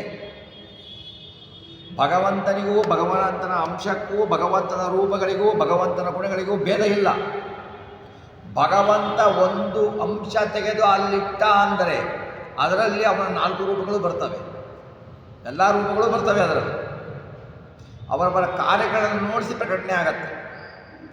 ಭಗವಂತ ತನ್ನ ಅನಂತ ಗುಣಗಳಲ್ಲಿ ಒಂದು ಅಂಶ ಅಂದರೆ ಒಂದು ಸಣ್ಣ ಸಾಸಿವೆ ಕಾಳಿನಷ್ಟು ಅಂಶವನ್ನು ತೆಗೆದು ಎಲ್ಲರಲ್ಲಿ ಇಟ್ಟು ಬಿಟ್ಟು ಅವನು ಆಡಿಸ್ತಾನಲ್ಲ. ಭಗವಂತನ ಮಹಾತ್ಮೆ ಎಂತಹದ್ದು. ಅವನು ಯಾಕೆ ಎಲ್ಲ ಗುಣಗಳನ್ನು ಆಡಿಸ್ಬೇಕು? ಅಲ್ಲಿ ತನ್ನ ಒಂದೇ ಗುಣದಿಂದ ಮಾಡಬೇಕಲ್ಲ, ಇಷ್ಟೆಲ್ಲ ವಿಭಾಗ ಮಾಡಬಾರ್ದು ಅಂದರೆ ಅವನ ಮಹಿಮೆ ತಿಳಿಬೇಕಲ್ಲ. ಅವನ ಮಹಿಮೆ ಇಂತಿಂಥ ರೂಪಗಳನ್ನು ತಗೊಳ್ತಾನೆ, ಈಗ ಮಾಡ್ತಾನೆ ಅಂತ ತಿಳಿಬೇಕಲ್ವ ಭಕ್ತ ಜನರಿಗೆ. ಅವರ ಮಹಿಮೆಯನ್ನು ತಿಳಿದು ಅವರ ಆನಂದ ಉದ್ರೇಕ ಆಗಬೇಕಲ್ವ, ಅವರ ಭಕ್ತಿ ಹೆಚ್ಚಬೇಕಲ್ವ. ಅದಕ್ಕೋಸ್ಕರ ಅವರ ಸಾಧನೆಗೋಸ್ಕರ ಭಗವಂತ ಆಯಾ ರೂಪಗಳನ್ನು ಪಡ್ಕೊಳ್ತಾನೆ, ಆಯಾ ಗುಣಗಳನ್ನು ವಿಭಾಗ ಮಾಡಿ ಅವರಿಗೆ ಕೊಡ್ತಾನೆ ಹೊರತು ಭಗವಂತ ತಾನು ಹಾಗೇ ನಿಂತು ಬಿಟ್ಟು ಅಂಶ ಕಂಟ್ರೋಲ್ ಮಾಡ್ಬೋದು. ಆದರೆ ಭಗವಂತ ಹಾಗೆ ಮಾಡಲ್ಲ. ಯಾಕೆ ಅಂದರೆ ಭಕ್ತರ ಮೇಲಿನ ದಯೆಯಿಂದ, ಜೀವಿಗಳ ಮೇಲಿನ ದಯೆಯಿಂದ. ಜೀವಗಳಿಗೆ ಅವರ ಸಾಧನೆಗೆ ಸಹಾಯವಾಗಲಿ ಎಂಬ ಕಲ್ಪನೆಯಿಂದ ಭಗವಂತ ಹಾಗೆ ಮಾಡ್ತಾನೆ. ಆ ಭಗವಂತನ ಇಲ್ಲಿ ನಮಗೆ ಒಂದು ಸಂಶಯ ಬರುತ್ತೆ. ಭಗವಂತನ ಒಂದು ಅಂಶಕ್ಕೆ ಇಷ್ಟು ಶಕ್ತಿ ಇದೆ ಅಂದರೆ, ಸಾಸಿವೆ ಕಾಳಿನ ಅಂಶಕ್ಕೆ ಇಷ್ಟು ಶಕ್ತಿ ಇದೆ ಅಂದರೆ, ಇನ್ನು ಭಗವಂತ ಪೂರ್ತಿಯಾಗಿ ಇಟ್ಟುಬಿಟ್ರೆ ಇನ್ನೆಷ್ಟು ಶಕ್ತಿ? ಈ ವಿವೇಚನೆ ಮಾಡಿದರೆ ನಾವು ಅಧಃಪತನಕ್ಕೆ ಹೋಗ್ತೀವಿ. ಭಗವಂತನಲ್ಲಿ ಗುಣಗಳನ್ನು ಬೇರ್ಪಡಿಸಲು ಆಗಲ್ಲ, ಅಭಿನ್ನ ಭಗವಂತ. ಈ ರೂಪವನ್ನು ತೆಗೆದೇ ಭಗವಂತನ ರೂಪ ಕಡಿಮೆ ಆಯಿತು ಇಲ್ಲ. ಏಕೆ ಅಂತ ನಿಮಗೆ ಹೇಳಿದ್ದೆ, ಬೆಲ್ಲದ ಮುದ್ದೆಯನ್ನು ತೆಗೆದುಕೊಂಡು ಒಂದು ಸ್ವಲ್ಪ ಬೆಲ್ಲವನ್ನು ತೆಗೆದರೆ ಬೆಲ್ಲದ ಸಿಹಿ ಕಡಿಮೆ ಆಗಲ್ಲ. ಇದರಲ್ಲೂ ಬೆಲ್ಲದ ಸಿಹಿ ಇರುತ್ತೆ, ಅದರಲ್ಲೂ ಬೆಲ್ಲದ ಸಿಹಿ ಇರುತ್ತೆ ಅಲ್ವಾ? ಹಾಗೆ ಭಗವಂತನ ಗುಣ ಒಂದು ಚೂರು ತೆಗೆದರೆ ಒಂದು ಎಷ್ಟೇ ತೆಗೆದು ಕೂಡ ಭಗವಂತನ ಗುಣ ಖಾಲಿಯಲ್ಲ, ಪೂರ್ಣವಾಗಿರುತ್ತೆ. ಆದರೆ ಒಂದು ವ್ಯತ್ಯಾಸ, ನಾವು ಬೆಲ್ಲದಲ್ಲಿ ತೆಗೆದ ಭಾಗದಿಂದ ಈ ಬೆಲ್ಲದ ತೂಕ ಕಡಿಮೆ ಆಗತ್ತೆ. ಆದರೆ ಭಗವಂತನಲ್ಲಿ ಅದು ಆಗೋಲ್ಲ. ನಾವು ಒಂದು ಅಂಶ ತೆಗೆದ್ವಿ, ಒಂದು ಅಂಶ ತೆಗೆದು ಬಿಟ್ಟರೆ ಭಗವಂತನ ಒಂದು ಅಂಶಕ್ಕೆ ಇಷ್ಟು ಶಕ್ತಿ ಇದೆ ಅಂದರೆ ಇನ್ನೊಂದು ಅಂಶಕ್ಕೆ ಎಷ್ಟು ಶಕ್ತಿ ಇರಬಹುದು, ಇನ್ನೆಷ್ಟು ಅಂದರೆ ಹಾಗೆ ಮಾಡುವುದು ತಪ್ಪು, ಸರ್ವದಾ ತಪ್ಪು. ಭಗವಂತ ಉಗುರಿನಿಂದ ಹಿರಣ್ಯಕಶಿಪುವನ್ನು ಕೊಂದ. ಭಗವಂತನ ಉಗುರಿಗೆ ಎಷ್ಟು ಶಕ್ತಿ ಇದೆ, ಭಗವಂತನಿಗೆ ಇನ್ನೆಷ್ಟಿರಬಹುದು ಅಂತಂದರೆ ಮಲ್ಲೂ ಹತ್ತಾದ ಪದಕ್ಕೆ ಬಿಡ್ತೀವಿ. ಭಗವಂತನ ಉಗುರು ಬೇರೆ ಅಲ್ಲ, ಭಗವಂತ ಬೇರೆ ಅಲ್ಲ. ನಮ್ಮ ಅವಯವಗಳಂಗೆ ಭಗವಂತನ ಅವಯವಗಳಲ್ಲ. ಭಗವಂತನ ಉಗುರು ಭಗವಂತ ಒಂದೇ. ಅದಕ್ಕೆ ಏನು ಮಾಡಿದರು ಶ್ರೀಮದಾಚಾರ್ಯರು, ವಾಯುಸ್ತುತಿ ಮಾಡಬೇಕಾದ್ರೆ ನರಸಿಂಹ ಸ್ತುತಿ ಅಂತ ಮಾಡಲಿಲ್ಲ, ನರಸಿಂಹನ ನಖಸ್ತುತಿ ಅಂತ ಮಾಡಿದರು. ನರಸಿಂಹನ ಉಗುರಿನ ಪಾಂತಸ್ಮಾನ್ ಪುರುಹೂತ ವೈರಿಬಲವನ್ ಮಾತಂಗ ಮಾಧ್ಯದ್ಘಟ, ಅವನ ಉಗುರಿನ ಮಹಿಮೆನೇ ಹಾಗೆ. ಅವನ ಮಹಿಮೆ ಹೇಗೆ ಅಂತ ಮಾಡಿದ್ರು, ಉಗುರು ಪರಮಾತ್ಮನು ಒಂದೇ. ತನ್ನ ಕಪ್ಪು ಕೂದಲಿನ ಅಂಶ ತೆಗೆದುಬಿಟ್ಟು ಕೃಷ್ಣಾವತಾರ ಮಾಡಿದ. ಕೂದಲು ಬೇರೆನಾ, ಕೃಷ್ಣ ಬೇರೆನಾ, ಪರಮಾತ್ಮ ಬೇರೆನಾ? ಅಲ್ಲ. ಪರಮಾತ್ಮ ಅವನ ಕೂದಲು ಒಂದೇ, ಪರಮಾತ್ಮ ಅವನ ಕಣ್ಣು ಒಂದೇ, ಪರಮಾತ್ಮನ ಅವಯವಗಳು ಪರಮಾತ್ಮನೂ ಒಂದೇ. ಎಲ್ಲ ಸ್ವರೂಪಮಯ ಅವನು. ಅವನು ಬೇರೆ, ಅವನ ಅವಯವ ಬೇರೆ, ಅವನ ಅವತಾರಗಳು ಬೇರೆ, ಅವನ ಗುಣಗಳು ಬೇರೆ, ಅವನ ಧರ್ಮಗಳು ಬೇರೆ ಅಂತ ತಿಳಿದುಕೊಂಡು ಬಿಟ್ಟರೆ ಅದು ಬಹಳ ಅಧಃಪತನ ಆಗಲಿಕ್ಕೆ ಕಾರಣ ಆಗತ್ತೆ. ಹಾಗೆ ಸರ್ವತಾ ತಿಳಿದುಕೊಳ್ಳಬಾರದು. ಹಾಗೆ ಸರ್ವತಾ ತಿಳಿದುಕೊಳ್ಳುವುದಕ್ಕೆ ಕೆಲವೊಂದು ಕಡೆ ಸಂಶಯ ಬಂದರೆ ಅದನ್ನು ಪರಿಹರಿಸಿಕೊಳ್ಳಬೇಕು. ಸರ್ವತಾ ನಾವು ಭಗವಂತನಲ್ಲಿ, ಭಗವಂತನ ರೂಪಗಳಿಗೆ, ಭಗವಂತನ ಅಂಶಗಳಿಗೆ, ಭಗವಂತನ ಗುಣಗಳಿಗೆ, ಭಗವಂತನ ಅವಯವಗಳಿಗೆ, ಭಗವಂತನ ರೂಪಗಳಿಗೆ ಭೇದವನ್ನು ಕಲ್ಪಿಸಬಾರದು. ರಾಮ ಬೇರೆ ಕೃಷ್ಣ ಬೇರೆ ಅಲ್ಲ, ರಾಮನೂ ಒಂದೇ, ಕೃಷ್ಣನೂ ಒಂದೇ. ಎಲ್ಲ ಕಾಲದಲ್ಲೂ ಎಲ್ಲ ಅವತಾರಗಳು ಇರ್ತವೆ, ಆದರೆ ಪ್ರಕಟಗೊಳ್ಳೋದಿಲ್ಲ. ಯಾವುದು ಪ್ರಕಟ ಆಗಬೇಕೋ ಅದು ಪ್ರಕಟ ಆಗತ್ತೆ. ಹಾಗೆ ನಾವು ತಿಳಿದುಕೊಂಡು ಭಗವಂತನನ್ನು ಚಿಂತಿಸಬೇಕು. ಭಗವಂತ ಎಲ್ಲ ಜೀವಿಗಳಲ್ಲೂ ಒಂದು ಅಂಶದಿಂದ ಇದ್ದು ಬಿಟ್ಟು 10 ಅಂಶ ಅಂದರೆ ನೋಡಿ, ಯೋಚನೆ ಮಾಡಿ, ಎಷ್ಟು ಬ್ರಹ್ಮಾಂಡ ಇರುವ ಜೀವಿಗಳಲ್ಲಿ ಎಲ್ಲ ಬರೀ 10 ಅಂಶದಿಂದ ಅಂದರೆ ಒಂದು ಅಂಶದಿಂದನೂ ಮಾಡಬಹುದು. 10 ಅಂಶ ವಿಭಾಗ ಮಾಡಿ ಆ ಎಲ್ಲ ಚಟುವಟಿಕೆಗಳನ್ನು ಭಗವಂತ ನಡೆಸ್ತಾನೆ. ಇದೇ ಸ್ವಗತ ಅಲ್ಲ, ಇದು ದತ್ತ ಸ್ವಾತಂತ್ರ್ಯ ಅಂತಾರೆ. ದತ್ತ ಸ್ವಾತಂತ್ರ್ಯ, ನಮಗೆ ಸ್ವಾತಂತ್ರ್ಯ ಬಂದ್ಬಿಡ್ತು, ಭಗವಂತ ಕೊಟ್ಟಿದ್ದೇನು ಕೊಟ್ಟನೆ, ನಿನ್ನ ಚಟುವಟಿಕೆ ನೀನು ಮಾಡು, ನಾನು ನಿಂತು ಮಾಡಿಸ್ತೇನೆ ಅನ್ನೋದು ತಿಳ್ಕೊಳ್ಬೇಕು. ನಮಗೆ ಸರ್ವಥಾ ನಮ್ಮ ಚಟುವಟಿಕೆಗಳಲ್ಲಿ ಸ್ವಾತಂತ್ರ್ಯ ಇಲ್ಲ. ನಾವು ಪ್ರಯತ್ನ ಮಾಡಿದ ಹಾಗೆ ಕಾಣುತ್ತೆ, ಆದರೆ ಭಗವಂತ ನಮ್ಮಲ್ಲಿ ನಿಂತು ಪ್ರಯತ್ನ ಮಾಡಿ ಅವನು ಮಾಡಿಸಿದರೆ ನಮಗೆ ಸ್ವತಂತ್ರ ಅಂತ ತಿಳ್ಕೊಳ್ತೀವಿ ನಾವು. ಈ ಭಾವನೆ ಬರಬೇಕು ಅಂತಲೇ ಏನು ಮಾಡ್ತಾನೆ ಭಗವಂತ, ಸ್ಥಿತಿ ಕಾಲದಲ್ಲಿ, ಪಾಲನೆಯ ಕಾಲದಲ್ಲಿ ಭಗವಂತ ಸಕಲ ಜೀವಿಗಳಲ್ಲಿ ನಿಂತು ಬಿಟ್ಟು ದತ್ತ ಸ್ವಾತಂತ್ರ್ಯ ರೂಪೇಣ ನಮ್ಮಲ್ಲಿ ಚಟುವಟಿಕೆಗಳನ್ನು ನಿಂತು ಮಾಡಿಸ್ತಾನೆ ಎನ್ನುವುದರೊಂದಿಗೆ ಈ ದತ್ತ ಸ್ವಾತಂತ್ರ್ಯದ ಪ್ರಥಮ ದಿನದ ಚಿಂತನೆಯನ್ನು ಶ್ರೀ ಜಗನ್ನಾಥ ದಾಸಂತರದ, ರಾಘವೇಂದ್ರ ಸ್ವಾಮಿಗಳ ಅಂತರದ, ಭಾರತೀಯ ಪ್ರಾಣಾಂತರದ ಲಕ್ಷ್ಮೀನಾರಾಯಣಗೆ ಅರ್ಪಿಸೋಣ. ಶ್ರೀ ಕೃಷ್ಣಾರ್ಪಣಮಸ್ತು. ಸಿಂಧವೇ ನಮೋ ನಮೋ ಭಕ್ತ ಮುಕ್ತಿದಾಯಿನೇ ಶೇಷಸಾಯಿನೇ ಕೃಷ್ಣಾಯ ವಾಸುದೇವಾಯ ಹರಯೇ ಪರಮಾತ್ಮನೇ ಪ್ರಣತಕ್ಲೇಶನಾಶಾಯ ಗೋವಿಂದಾಯ ನಮೋ ನಮಃ. ಧರ್ಮ ವಿಜ್ಞಾನ ವೈರಾಗ್ಯ ಪರಮೈಶ್ವರ್ಯ ಶಾರಣಃ ಆನಂದತೀರ್ಥ ಭಗವತ್ಪಾದಾನ್ ವಂದೇ ನಿರಂತರಂ. ಅಭ್ರಮಂ ಭಂಗರಹಿತಂ ಅಜಡಂ ವಿಮಲಂ ಸದಾ ಆನಂದತೀರ್ಥಮತಲಂ ಭಜೇ ತಾಪತ್ರಯಾಪಹಂ ಭವತಿ ಯದನುಭಾವಾತ್ ಪೀಡಮೂಕೋಪಿ ವಾಗ್ಮಿ ಜಡಮತಿರಪಿ ಜಂತು ಜಾಯತೆ ಪ್ರಾಜ್ಞಮೌಲಿ ಸಕಲವಚನಚೇತೋ ದೇವತಾ ಭಾರತೀ ಸಾ ಮಮ ವಚಸಿ ನಿಧತ್ತಾಂ ಸನ್ನಿಧಿಂ ಮಾನಸೇ ಚ ತಪೋ ವಿದ್ಯಾ ವಿರಕ್ತ್ಯಾದಿ ಸದ್ಗುಣೌಘಾಕರಾನಹಂ ವಾದಿರಾಜಗುರುನ್ ವಂದೇ ಹಯಗ್ರೀವ ಪದಾಶ್ರಯಂ ಪರಮತ್ಕಾಮಧೇನುಂಚ ಭಜತ್ ಸುರತುರೂಪಮಂ ಶ್ರೀ ಭಾವಬೋಧಪುತ್ಪಾದ ಚಿಂತಾಮಣಿ ಉಪಾಸ್ಮಹೇ ದುರ್ವಾದಿದ್ವಾಂತರವಯೇ ವೈಷ್ಣವೇಂದೀವರೇಂದವೇ ಶ್ರೀ ರಾಘವೇಂದ್ರ ಗುರವೇ ನಮೋ ಅತ್ಯಂತ ದಯಾಲುವೇ ಸತ್ಯಾಭಿಜ್ಞಕರಾಜ್ಯೋತ್ತಾಂ ಪಂಚಾಶದ್ವರ್ಷ ಪೂಜಕಾಂ ಸತ್ಯಪ್ರಮೋದತೀರ್ಥಾರ್ಯಾಂ ನೌಮಿ ನ್ಯಾಯಸುಧಾರತಾಂ ಶ್ರೀ ಸತ್ಯಾತ್ಮಗುರುವೇ ನಮಃ ವಿದ್ಯಾವಿನಯ ಸಂಪನ್ನಂ ಪ್ರತಿವಾದಿಮತಧ್ವಂಸಿನಂ ವಿಶ್ವಪ್ರಿಯ ಗುರುನ್ ವಂದೇ ಮಧ್ವೇಷಪ್ರಿಯಕಾರಕಂ ಜಲಜ್ಯೇಷ್ಠನಿಭಾಕಾರಂ ಜಗದೀಶಪದಾಶ್ರಯಂ ಜಗದೀತಲವಿಖ್ಯಾತಂ ಜಗನ್ನಾಥಗುರುಂ ಭಜೆ ಶ್ರೀಗುರುಭ್ಯೋ ನಮಃ ಹರಿ ಓಂ ಹರಿಕಥಾಮೃತಸಾರ ಗುರುಗಳ ಕರುಣದಿಂದಾಪನಿತು ಪೇಳುವೆ ಪರಮ ಭಗವದ್ಭಕ್ತರಿದನಾದರದಿ ಕೇಳುವುದು. ಶ್ರೀ ಗುರುಭ್ಯೋ ನಮಃ ಹರಿ ಓಂ. ಹರಿಕಥಾಮೃತ ಸಾರದ ದತ್ತ ಸ್ವಾತಂತ್ರ್ಯ ಸಂಧಿಯ ಚಿಂತನೆಯಲ್ಲಿದ್ದೇವೆ. ಈ ದತ್ತ ಸ್ವಾತಂತ್ರ್ಯ ಸಂಧಿ ವಿಷ್ಣು ರಹಸ್ಯಗಳನ್ನು ಹೇಳುತ್ತೆ. ಅದರ ವಿವರಣೆಯನ್ನು ಕನ್ನಡದಲ್ಲಿ ಬಹಳ ಅದ್ಭುತವಾಗಿ ದಾಸವರೇಣ್ಯರು ಕೊಟ್ಟಿದ್ದಾರೆ. ಅದರ ಚಿಂತನೆಯನ್ನು ಕೇಳಬೇಕಾದ್ರೆ ಮೊದಲೇನೆಂದರೆ ಇದರಲ್ಲಿ ಕರ್ತೃತ್ವದ ಬರುತ್ತೆ. ಇಲ್ಲಿ ಜೀವನ ಪರಾಧೀನ ಕರ್ತೃತ್ವ ವಿವರಣೆ ಮಾಡ್ತಾರೆ. ತಾನು ಮಾಡುವ ಎಲ್ಲ ಕರ್ಮಗಳನ್ನು ಅವನು ತಾನು ಅಸ್ವತಂತ್ರ ಪರಾಧೀನ ಕರ್ತೃ ಎಂದು ತಿಳಿದು ಹರಿಯಲ್ಲಿ ಸಮರ್ಪಣೆ ಮಾಡಬೇಕು. ನಾನು ಕರ್ತೃ ಅಲ್ಲ, ನಾನು ಯಾವ ವಿಷಯದಲ್ಲೂ ಕರ್ತೃ ಅಲ್ಲ, ಪರಾಧೀನ ಕರ್ತೃತ್ವ ನನಗೆ, ಸ್ವಾತಂತ್ರ್ಯನ ಕರ್ತೃತ್ವ ಹರಿಗೆ ಇರುವುದು ಅಂತ. ಪ್ರಮಾಣ ಏನಿದಕ್ಕೆ? ಬ್ರಹ್ಮಸೂತ್ರ ಇದೆ, ಓಂ ಪರಾತ್ತು ತಚ್ಸುತೇ ಹಿ ಓಂ ಅಂತ ಭಾಷ್ಯ ಇದೆ. ಅದಕ್ಕೆ ಕರ್ತೃತ್ವಂ ಕರಣತ್ವಂ ಚ ಸ್ವಭಾವಶ್ಚೇತನಾಧೃತಿ ಯತ್ಪ್ರಸಾವಾದಿ ಮಮೋ ಸಂತಿ ನ ಸಂತಿ ಯದುಪೇಕ್ಷೆಯ ಇತಿ ಪೈಂಗ್ಯಶ್ರುತಿ ಅಂತ ಪೈಂಗ್ಯಶ್ರುತಿಯಲ್ಲಿ ಇದು ಬರುತ್ತೆ. ಆಚಾರ್ಯ ಹೇಳ್ತಾರೆ, ಜೀವನ ಕರ್ತೃತ್ವ ಪರಾತ್ತು ಅಂದರೆ ಪರಮಾತ್ಮನ ಅಧೀನನೇ. ಏಕೆಂದರೆ ತಚ್ಯುತೆ ಜೀವನ ಕರ್ತೃತ್ವ ಈಶಾಧೀನ ಎಂದು ಶ್ರುತಿಯಲ್ಲಿ ಹೇಳಿದೆ. ಜೀವೇಶ್ವರರ ವಿಷಯದಲ್ಲಿ ಕರ್ತೃತ್ವ ಶಕ್ತಿ ಇದೆಯಲ್ಲ, ಅದು ಯಾರ ಅಧೀನ? ಜೀವನ ಅಧೀನ ಎಂದರೆ ಈಶನಿಗೆ ಕರ್ತೃತ್ವ ಇಲ್ಲ ಅಂತಾಗತ್ತೆ. ಈಶ್ವರನ ಅಧೀನ ಅಂದರೆ ಜೀವನಿಗೆ ಕರ್ತೃತ್ವ ಅನ್ನೋದು ಕೂಡಲ್ಲ. ಹೇಗೆ ಕೂಡಿಸ್ತೀರಾ ಅಂದರೆ ಪರಾತಃ ಎಂಬ ಸೂತ್ರದಿಂದ ವ್ಯಾಖ್ಯಾನ ಮಾಡ್ತಾರೆ. ಜೀವನದಲ್ಲಿರುವ ಕರ್ತೃತ್ವ, ಇಂದ್ರಿಯಗಳಲ್ಲಿರುವ ಕರುಣತ್ವ, ಜೀವನ ಸ್ವಭಾವ, ಚೈತನ್ಯ ಮತ್ತು ಧಾರಣಾಶಕ್ತಿ ಇವುಗಳೆಲ್ಲವೂ ಯಾವ ಪರಮಾತ್ಮನ ಅನುಗ್ರಹದಿಂದ ಇಚ್ಛೆಯಿಂದ ಇರುತ್ತವೆಯೋ, ಯಾರ ಅನುಗ್ರಹ ತಪ್ಪಿದರೆ ಅವು ಇಲ್ಲದಾಗುತ್ತದೆಯೋ ಅವನೇ ಪರಮಾತ್ಮ. ಅಂದರೆ ಕರ್ತೃ ಅಂದರೆ ಅವನೇ ಪರಮಾತ್ಮ ಎಂದು ಪೈಂಗಿ ಶ್ರುತಿ ಹೇಳುತ್ತೆ ಇದನ್ನು ನಾವು ಸಾಮಾನ್ಯ ತಿಳ್ಕೊಳ್ಬೋದು.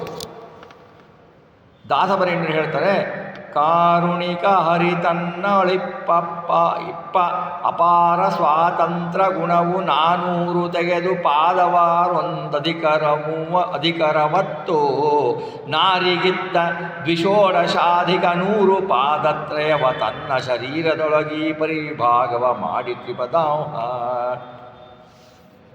ಜೀವನ ಕರ್ತೃತ್ವ ಎಂಬುದು ಪರಾಧೀನ ಕರ್ತೃತ್ವ ಎಂದು ವಿವರಿಸ್ತಾರೆ. ಇಲ್ಲಿ ತನ್ನ ಅಂಶವನ್ನು ತೆಗೆದಿಟ್ಟ ಅಂದರೆ ತನ್ನ ರೂಪನೇ, ತನ್ನ ಗುಣನೇ. ಭಗವಂತನ ಅಂಶಕ್ಕೂ ಭಗವಂತನಿಗೂ ಭೇದ ಇಲ್ಲ, ಅಭೇದ. ಭಗವಂತ ಏನು ಮಾಡ್ತಾನೆ ಅಂದರೆ ಇಲ್ಲಿ ನೋಡಿ 3 ಸ್ವಾತಂತ್ರ್ಯ ಅಂತ ಬರ್ತೀನಿ ಹೇಳಿ. ದತ್ತ ಸ್ವಾತಂತ್ರ್ಯ ಅಂದರೆ ಸ್ಥಿತಿಯಲ್ಲಿ ಪಾಲನೆಯಲ್ಲಿರೋ ಸ್ವಾತಂತ್ರ್ಯ ದ್ವಾರ ಅಪಕ್ವಾದಶೆಯಲ್ಲಿ ಇರ್ತಾನಲ್ಲ ಜೀವ, ಅಹಂ ಮಮತಾದಿಗಳನ್ನು ಪ್ರೇರಿಸಿ ತತ್ತದ್ವಾರ ಸುಖ ದುಃಖಾದಿಗಳ ದೇಹದ್ವಾರ ಜೀವನಿಗೆ ತಾನು ದತ್ತ ಮಾಡಿ ಉಣ್ತಾನಾದ್ದರಿಂದ ದತ್ತ ಸ್ವಾತಂತ್ರ್ಯ ಅಂತ ಹೆಸರು ಬರುತ್ತೆ. ಈಗ ಇದರಲ್ಲಿ ಭಗವಂತನ ಸ್ವರೂಪಭೂತ ಎಂದು ಅದರಲ್ಲಿ 400 ತೆಗಿತಾನೆ. 400 ದತ್ತ ಸ್ವಾತಂತ್ರ್ಯ ಗುಣದೊಳಗೆ 400 ವಿಭಾಗವ ಮಾಡ್ತಾನೆ. 400 ವಿಭಾಗ ಮಾಡ್ತಾನೆ. ಮಾಡಿ ತೆಗೆದು ಅಂದರೆ ಮೂಲ ರೂಪದಿಂದ ಹೆಂಗೆ ಅಭಿವ್ಯಕ್ತಿಯ ಅದರ ಏನು ತಿಳ್ಕೊಬೇಕು ಅಂದರೆ 400 ತೆಗೆದ ಅಂತಂದರೆ 400 ತೆಗೆದು ಕಡಿಮೆ ಆಯಿತು ಅಂತಲ್ಲ. ಹೇಗೆ ಮತ್ಸ್ಯಾದಿ ರೂಪಗಳು ಭಗವಂತನ ಮೂಲ ರೂಪಕ್ಕೆ ಭೇದ ಇಲ್ಲವೋ ಹಾಗೆ ಇದು 400 ತೆಗಿತಾನೆ. 400 ತೆಗೆದುಬಿಟ್ಟು ಏನು ಮಾಡ್ತಾನೆ, ಸಪಾದ ಕಾಲು ಪಾದದಿಂದ ಸಹಿತ ಅಂದರೆ ಆರೊಂದಧಿಕ ಅಂದರೆ 60, 60ರ ಮೇಲೆ 6, 6 + 60, 67 ಕಾಲು ತೆಗೆದುಬಿಟ್ಟು ಏನು ಮಾಡ್ತಾನೆ, ತನ್ನ ಪತ್ನಿಯಾದ ಲಕ್ಷ್ಮೀ ದೇವಿಯಲ್ಲಿ ಇಡ್ತಾನೆ. ಅಂದರೆ ತಾನೇ ಅಲ್ಲಿ ನಿಲ್ತಾನೆ ಅಂತ ಅರ್ಥ. ಭಗವಂತನ ಅಂಶಗಳಿಗೂ ಭಗವಂತನ ರೂಪಕ್ಕೂ ವ್ಯತ್ಯಾಸ ಇಲ್ವಲ್ಲ. 67 ಕಾಲು ತಾನು ತೆಗೆದುಬಿಟ್ಟು 67 ಕಾಲು ಅಂಶವನ್ನು ಲಕ್ಷ್ಮೀ ದೇವಿಯರಲ್ಲಿ ಇಡ್ತಾನೆ.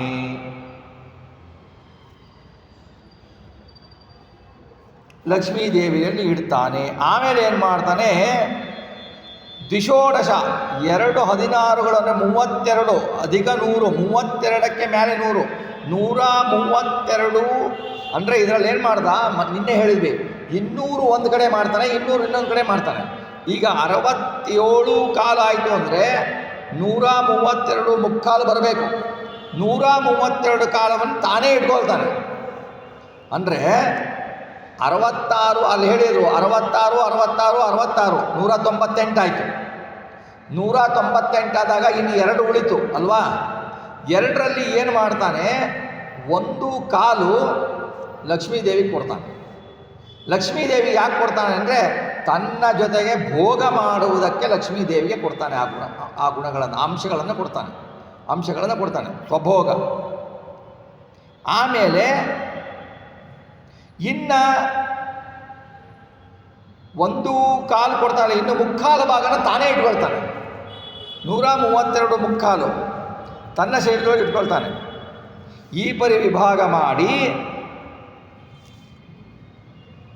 ತ್ರಿವಿಧ ಜೀವಗಳನ್ನು ಪಾಲನೆ ಮಾಡ್ತಾನೆ, ಧಾರಣೆ ಮಾಡ್ತಾನೆ, ಬುದ್ಧಾದಿ ಅಭಿವ್ಯಕ್ತಿಗಳನ್ನು ಕೊಡ್ತಾನೆ. ಆಯಾ ಜೀವನ ಸ್ವರೂಪ ಯಾವುದೋ ಆಯಾ ನಾಮಗಳಿಂದ ಕರೆಸುತ್ತಾ ಆಯಾ ಜೀವಗಳ ಸ್ವರೂಪ ಏನಿದೆಯೋ ಆಯಾ ನಾಮದಿಂದ ಕರೆಸುತ್ತಾನೆ. ಜೀವಂತರ್ಯಾಮಿ ಪರಮಾತ್ಮ ಇದ್ದಾನೆ.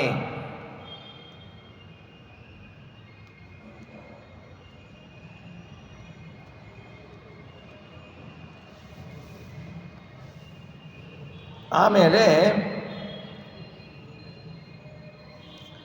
ರಮಾದೇವಿಯಲ್ಲಿ ಇಟ್ಟಿದ್ದು ಪೂರ್ವೋಕ್ತ ಸೃಷ್ಟ್ಯಾದಿ ವ್ಯಾಪಾರಕ್ಕೆ, ಇದಲ್ಲದೆ ಪರಮಾತ್ಮ ತಾನೇ ಇಟ್ಟುಕೊಂಡಿದ್ದು ಸೃಷ್ಟ್ಯಾದಿ ವ್ಯಾಪಾರಕ್ಕೆ ಅಂತ ದೃಷ್ಟಾಂತದಿಂದ ಸಮಾಧಾನ ಮಾಡಿಕೊಳ್ಬೇಕು.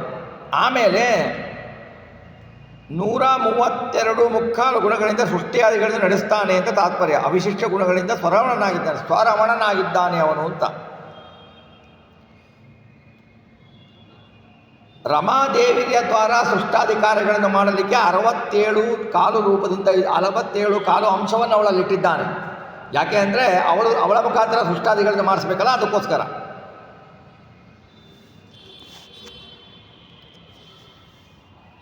ಮುಂದೆ ಹೇಳ್ತಾರೆ, ಸತ್ಯಲೋಕಾಧಿಪನೊಳಗೆ 52 ಪವನನೊಳು 40 ಮೇಲೆಂಟಧಿಕ ಶಿವನೊಳಗಿಟ್ಟ 20 ಚಿತ್ತಜೇಂದ್ರನೊಳೈದಧಿಕ ದಶತತ್ವ ಮಾನಿಗಳನಿಪ ಸುರರೊಳು 10 ಈರೈದಗಿಳ ಜೀವರಳಿಟ್ಟ ನಿರವದ್ಯ. ಸತ್ಯಲೋಕಾಧಿಪರೊಳಗೆ, ಸತ್ಯಲೋಕಾಧಿಪ ಅಂದರೆ ಯಾರು? ಬ್ರಹ್ಮದೇವರು. ಬ್ರಹ್ಮದೇವರ ಒಳಗೆ 52 ಅಂಶವನ್ನು ಇಡ್ತಾನೆ. 40 ಮೇಲೆಂಟಧಿಕ, 40ರ ಮೇಲೆ 8, 48 ಅಂಶಗಳನ್ನು ಪವನ ಮುಖ್ಯ ಪ್ರಾಣದೇವರಲ್ಲಿ ಇಡ್ತಾನೆ. ಶಿವನೊಳಗಿಟ್ಟ 20 ಅಂಶಗಳನ್ನು ರುದ್ರದೇವರಲ್ಲಿ ಇಡ್ತಾನೆ. ನಿರವಧ್ಯ ಯಾರು ಇಟ್ಟವನು? ದೋಷ ದೂರನಾದ ಪರಮಾತ್ಮ. ಆಮೇಲೆ ಚಿತ್ತಜ, ಮನಸ್ಸಿಗೆ ಅಭಿಮಾನಿ, ಮುಖ್ಯಾಭಿಮಾನಿ, ಮುಖ್ಯ ಪ್ರಾಣದೇವರು. ಅಂದರೆ ನಮಗೆ ಮನಸ್ಸಿನ ನಿಯಾಮಕ ಪರಮಾತ್ಮನೇ. ಪರಮಾತ್ಮನಾದ ಮೇಲೆ ಮುಖ್ಯ ಪ್ರಾಣದೇವರು, ಮುಖ್ಯ ಪ್ರಾಣದವರಾದ ಮೇಲೆ ರುದ್ರದೇವರು, ರುದ್ರದೇವರಾದ ಮೇಲೆ ಇಂದ್ರನು ಕೂಡ ಮನಸ್ಸಿಗೆ ಅಭಿಮಾನಿ. ಚಿತ್ತಜ ಅಂದರೆ ಮನ್ಮಥ ಮನ್ಮಥ ಇಂದ್ರ ಸಮಕಕ್ಷೆ. ಮನ್ಮಥ ಇಂದ್ರರೊಳಗೆ 10 ಅಂಶವನ್ನು ಇಡ್ತಾನೆ. ಅಲ್ಲ, 10 ಈರಧಿಕ, 10ರ ಮೇಲೆ 5 ಅಧಿಕ 15 ಅಂಶಗಳನ್ನು ಇಡ್ತಾನೆ. 15 ಅಂಶಗಳನ್ನು ಇಂದ್ರ ಕಾಮರಲ್ಲಿ ಇಡ್ತಾನೆ. ಇನ್ನು ಅವರನ್ನು ಬಿಟ್ಟು ಬೇರೆ ತತ್ವಾಭಿಮಾನಿ ದೇವತೆಗಳಿದ್ದಾರಲ್ಲ, ಆ ತತ್ವಾಭಿಮಾನಿ ದೇವರ ಪುಷ್ಕರ ಪರ್ಯಂತ ಕರ್ಮಜರು ತತ್ವಾಭಿಮಾನಿಗಳಿಂದ ಸುಧರೊಳಗೆ 10 ಅಂಶಗಳನ್ನು ಇಡ್ತಾನೆ. ಈರೈದು 10 ಗುಣ. ಈರೈದು ಅಂದರೆ 2 × 5 ಇದು 10 ಅಂತ ಹೇಳ್ಬೋದಾಗಿತ್ತಲ್ಲ ಡೈರೆಕ್ಟು. ಅಂದರೆ ಅಲ್ಲಿ ಏನಾಗುತ್ತೆ, ಜ್ಞಾನಯೋಗಿಗಳು ಕರ್ಮಯೋಗಿಗಳು ಅಂತ ವಿಭಾಗ ಇದೆ. ಹಾಗಾಗಿ ಈರೈದು ಅಂತಾರೆ. ಏನಂದರೆ ಜ್ಞಾನಯೋಗಿಗಳ 5, ಕರ್ಮಯೋಗಿಗಳಲ್ಲಿ 5, ಆ ಥರ ತಿಳ್ಕೊಳ್ಬೇಕು ನಾವು. ಈರೈದು ಏನು ಮಾಡ್ತಾನೆ, ಈರೈದು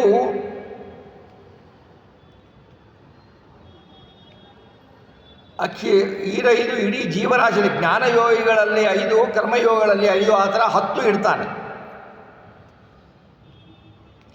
24 ಕೋಟಿ ದೇವಗಂಧರ್ವರ ಪರ್ಯಂತ ಅಜಾನದ ದೇವತೆಗಳು, ಅಜಾನರಲ್ಲಿ ಸೇರಿದ 100 ಕಡಿಮೆ 100 ಕೋಟಿ ಋಷಿಗಳು, ಮಾನವ ಗಂಧರ್ವರು, ಆರಂಭ ತೃಣಾಂತ ಜೀವರು, ಮುಕ್ತಿಯೋಗ್ಯರು, ಏತಾದೃಶ ಅಖಿಲ ಜೀವರನ್ನು ಇಟ್ಟುಬಿಟ್ಟು 10 ಗುಣವನ್ನು ಇಡ್ತಾನೆ. ನಿನ್ನೆ ವಿಷ್ಣು ರಹಸ್ಯದಲ್ಲಿ ಇದನ್ನು ಹೇಳಿದರು.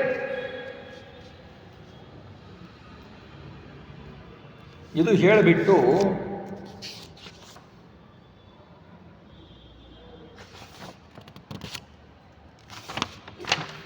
ಮುಂದೆ ಹೇಳ್ತಾರೆ, ಕಲಿ ಮೊದಲೊಳಗೊಂಡ ದಾನವರೊಳಗೆ 45 ಈ ಪರಿ ತಿಳಿದು ಉಪಾಸನೆ ಮಾಡು ಮರೆಯದೆ ನೆನೆದು ಭಕುತಿಯಲಿ ಇಳೆಯೊಳಗೆ ಸಂಚರಿಸು ಲಕ್ಷ್ಮೀ ನಿಲಯ ನಾಳೆಂದೆಂದು ಸರ್ವ ಸ್ಥಳಗಳಲ್ಲಿ ಸಂತೈಸುತ್ತಿಪ್ಪನು ಗೆಳೆಯನಂದದಲ್ಲಿ. ಕಲಿ ಮೊದಲುಗೊಂಡು ಎಲ್ಲ ದೈತ್ಯ, ಮುಖ್ಯ ದೈತ್ಯ ಯಾರು? ಕಲಿ. ಕಲಿಯನ್ನು ಕೊಂಡು ಬಿಟ್ಟು ಮೊದಲುಗೊಂಡು ಎಲ್ಲ ದೈತ್ಯರು, ಎಲ್ಲ ಭಗವದ್ದೇಶಿಗಳಾದ ದೈತ್ಯರು,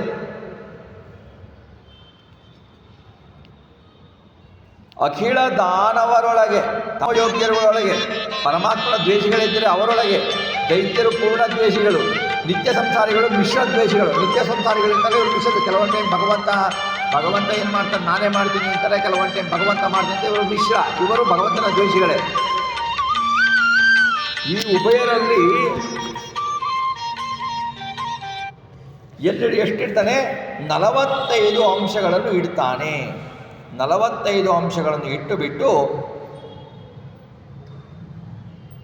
ಭಗವಂತ ಏನು ಮಾಡ್ತಾನೆ, ಈ ತರಹ ಭಗವಂತ ಅಂಶಗಳನ್ನು ಇವರಲ್ಲಿ ಇಡ್ತಾನೆ ಅಂತ ತಿಳ್ಕೊಂಡು ಉಪಾಸನೆಗೈದರೆ ಇಳೆಯೊಳಗೆ ಈ ಥರ ಸಂಚರಿಸು ನೀನು. ಭಗವಂತ ಈ ಅಂಶಗಳನ್ನು ಇಟ್ಟಿದ್ದಾನೆ, ಇವರಲ್ಲಿ ಈ ಅಂಶ ಇಟ್ಟಿದ್ದಾನೆ, ಭಗವಂತ ನಮ್ಮಲ್ಲಿ ವ್ಯಾಪಾರ ಮಾಡಿಸ್ತಾನೆ ಅಂತ ದತ್ತ ಸ್ವಾತಂತ್ರ್ಯವನ್ನು ಯಥಾರ್ಥವಾಗಿ ಹೇಳ್ತಾ ಹೋದರೆ ಹೆಂಗೆ ಹೇಳಬೇಕು? ನಾನು ಲಕ್ಷ್ಮೀ ನಿಲಯನ ಆಳು, ನಾನು ಈಶ ಅಲ್ಲ, ನಾನು ದಾಸ. ಭಗವಂತ ಈಶ, ಭಗವಂತ ಈಶ. ಹಾಗೆ ನಾನು ಲಕ್ಷ್ಮೀ ನಿಲಯನ, ಲಕ್ಷ್ಮೀ ನಾರಾಯಣನ ಆಳು ಅಂತ ಹೇಳ್ತಾ ತಿರುಗು. ಹೆಮ್ಮೆ. ಹನುಮಂತ ದೇವರು ಹೇಳ್ತಾರಲ್ವಾ, ದಾಸೋಹಂ ಕೌಸಲೇಂದ್ರಸ್ಯ ಅಂತಾರೆ. ರಾಮನ ಹನುಮಂತನಿಗೆ ನೀನು ಯಾರು ಅಂತ ಕೇಳಿದಾಗ ದಾಸೋಹಂ ಕೌಸಲೇಂದ್ರಸ್ಯ, ರಾಮನ ದಾಸ ಅಂತಾರೆ. ನಾನು ಹನುಮಂತ ಅಂತನಲ್ಲ. ನಮ್ಮನ್ನು ಯಾರ ಕೇಳಿದರೆ ಏನು ಹೇಳ್ತೀವಿ? ನಾನು ಇವನು, ನಾನು ಇಷ್ಟು ಓದಿದ್ದೀನಿ, ಇಷ್ಟು ಮಾಡಿದ್ದೀನಿ, ನಾನು ಇಲ್ಲಿ ಊರಿನವನು, ನಾನು ಇಷ್ಟು ಆಸ್ತಿ ಇದೆ ನನಗೆ ಅಂತ ಹೇಳ್ತೀವಿ. ಆದರೆ ಹನುಮಂತ ದೇವರು ಮಹಾಜ್ಞಾನಿಗಳು, ಮುಖ್ಯ ಪ್ರಾಣದೇವರು. ಅವರಿಗೆ ರಾವಣ ನೀನು ಯಾರು ಅಂತ ಕೇಳಿದರೆ ನಾನು ರಾಮನ ದಾಸ ಅಂತಾರವರು. ಆ ತರಹ ಭಗವಂತನ ದಾಸ ಅಂತ ನಿಷ್ಠೆ ಇರಬೇಕು, ಭಕ್ತಿ ಇರಬೇಕು. ಆ ಥರ ನೀನು ತಿಳಿದರೆ ಎಲ್ಲ ಸ್ಥಳಗಳಲ್ಲಿ ಹೋಲಿಯಪ್ಪ ನಾನು ಮನೆಯಲ್ಲಿ ದಾಸ ಅಂದ್ಬಿಡ್ತೀನಿ, ಅಲ್ಲಿ ಇನ್ನೆಲ್ಲೋ ಹೋಗ್ತೀನಿ, ಅಲ್ಲಿ ನಾನು ದೇವ್ರ ದಾಸ ಅಂದ್ಬಿಟ್ರೆ ಮರ್ಯಾದೆ ಹೋಗ್ಬಿಡುತ್ತೆ ಅಂತ ಯೋಚನೆ ಮಾಡೋಂಗಿಲ್ಲ. ಎಲ್ಲ ಸ್ಥಾನದಲ್ಲೂ ಎಲ್ಲ ಜಾಗದಲ್ಲೂ ನೀನು ಯಾರು ಅಂತ ಕೇಳಿದರೆ ನೀನು ಹೇಳಬೇಕು, ನಾನು ನಾರಾಯಣನ ದಾಸ. ನಾರಾಯಣನ ದಾಸ ಅಂತ ಹೇಳ್ತಾ ಇದ್ದರೆ ಏನು ಮಾಡ್ತಾನೆ ಭಗವಂತ? ಗೆಳೆಯನಂದದಲ್ಲಿ ಸಂತೈಸ್ತಾನೆ, ಮಿತ್ರನಂದದಲ್ಲಿ, ಸಖ್ಯನಂದದಲ್ಲಿ ನಮ್ಮನ್ನು ಸಂತೈಸಿ ಸಲಹುತ್ತಾನೆ ಅಂತ ಹೇಳ್ತಾರೆ. ಇದೆಲ್ಲ ನೋಡಿದರೆ 400 ಭಾಗಗಳನ್ನು ಮಾಡ್ತಾರಲ್ಲ. ಮುಖ್ಯ ಇವನ್ನ ಹೇಳ್ತೀನಿ ನೋಡಿ, ಇನ್ನೊಂದು ಸತಿ ಹೇಳ್ತೀನಿ. 400 ತನ್ನ ಸ್ವಾಕ್ಯ ಸ್ವತಂತ್ರ ಜೀವರಲ್ಲಿ ಹೇಗಿಡ್ತಾನೆ ಅನ್ನೋದೊಂದು ಕ್ರಮ. 129 ಮುಕ್ಕಾಲು ಸೃಷ್ಟ್ಯಾದಿ ಕಾರಣಗಳಿಗೆ ಕಾರಣವಾದದ್ದು ಭಗವಂತ ಏನು ಮಾಡ್ತಾನೆ, 132 ಮುಕ್ಕಾಲನ್ನು ತನ್ನಲ್ಲಿ ತೆಗೆದುಕೊಂಡು ಇಟ್ಕೊಳ್ತಾನೆ. ಒಂದು ಸ್ವಗತ ಸ್ವಾತಂತ್ರ್ಯ ವಿಭಾಗಕ್ಕೆ, ಒಂದು ಸರ್ವ ಸ್ವಾತಂತ್ರ್ಯ ವಿಭಾಗಕ್ಕೆ, ಒಂದು ರಮಾದೇವಿಯರ ಕೂಡ ಅಂಗಸಂಗ ಕಾರ್ಯಕ್ಕೆ, ಅಂತೂ 3. ಅಲ್ಲಿಗೆ 132 ಮುಕ್ಕಾಲಾಯಿತು. 121 ಮುಕ್ಕಾಲಕ್ಕೆ ಈ 3 ಸೇರಿಸಿಬಿಟ್ರೆ 132 ಮುಕ್ಕಾಲಾಯಿತು. 66 ಕಾಲು ರಮಾದೇವಿಯಲ್ಲಿ ಸೃಷ್ಟಿಗೆ ಇಡ್ತಾನೆ. 67/4 ರಮಾದೇವಿಯರು ನಾವು ಕಾಲು ಭಾಗ ರಮಾದೇವಿಯರು ಇಟ್ಟು ಹಾಕ್ತಾನೆ ಅಂದರೆ ಒಂದು ಭಾಗ ರಮಾದೇವಿಯರು ಪರಮಾತ್ಮನ ಅಂಗಸಂಗ ವ್ಯಾಪಾರವನ್ನು ಮಾಡ್ತಾಳಲ್ಲ, ಆ ಸುಖವನ್ನು ಅನುಭವಿಸಲಿಕ್ಕೆ, ಆ ಸುಖವು ರಮಾದೇವಿಯರಿಗೆ ಬರಲಿಕ್ಕೆ ಹರಿ ಸ್ವತಃ ತನ್ನ ಒಂದು ಅಂಶದಿಂದ ಅಲ್ಲಿ ಇರ್ತಾನೆ. ಅಲ್ಲಿಗೆ 67 ಕಾಲಾಯಿತು. ಬ್ರಹ್ಮದೇವರಲ್ಲಿ ಸುಟ್ಟಾಧಿಕಾರಕ್ಕೆ ಇದರ ಅಂಶವೇ ಸರಸ್ವತೀ ದೇವಿಯಲ್ಲಿ 52 ಬ್ರಹ್ಮದೇವರಲ್ಲಿ ಇಡ್ತಾನೆ.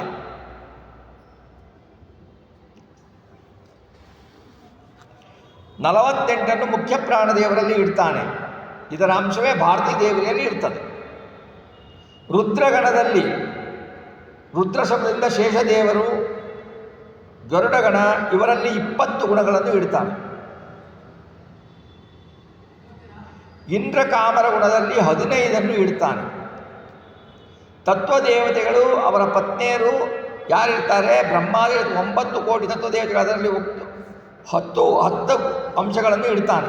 ಮುಕ್ತಿಯೋಗ್ಯರಲ್ಲಿ ಅಂದರೆ 24 ಕೋಟಿ ಅಜಾನಜರು, ಅದರಲ್ಲಿ ಸೇರಿದ 100 ಕಡಿಮೆ 100 ಕೋಟಿ ಋಷಿಗಳು, ಮಾನುಷ್ಯ ಗಂಧರ್ವಾದ ಆರಭ್ಯ ತೃಣಾಂತ ಏಕಾದೃಶರಾದ ಮುಕ್ತಿಯೋಗ್ಯರಲ್ಲಿ 10 ಅಂಶವನ್ನು ಇಡ್ತಾನೆ.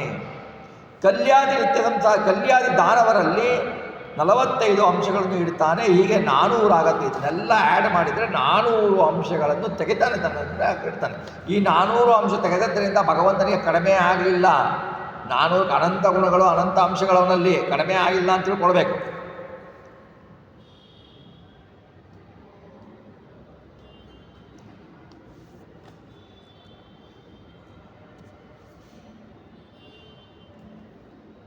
ಅದರಿಂದ ಏನು ಗೊತ್ತಾಗತ್ತೆ, ಭಗವಂತ ತನ್ನ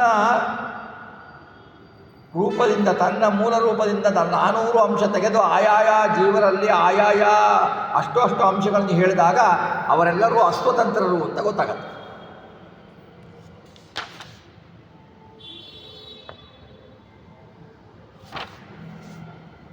ಮುಂದಿನ ಶ್ಲೋಕದಲ್ಲಿ ಹೇಳ್ತಾರೆ, ಅವನಿಪಸ್ವಾಮಿತ್ವ ಧರ್ಮವ ಸ್ವವಶಮಾತ್ಯರಿಗಿತ್ತು ತಾಮತ್ತವರ ಮುಖದಲ್ಲಿ ರಾಜಕಾರ್ಯವ ಮಾಡಿಸುವ ತೆರದಿ ಕವಿ ಬಿರೀಡಿತ ತನ್ನ ಕಳೆಗಳ ದಿವಿಜ ದಾನವ ಮಾನವರೊಳಿಟ್ಟವರಿತ ಗುಣತ್ರಯಜ ಕರ್ಮವ ಮಾಡಿಸುವ.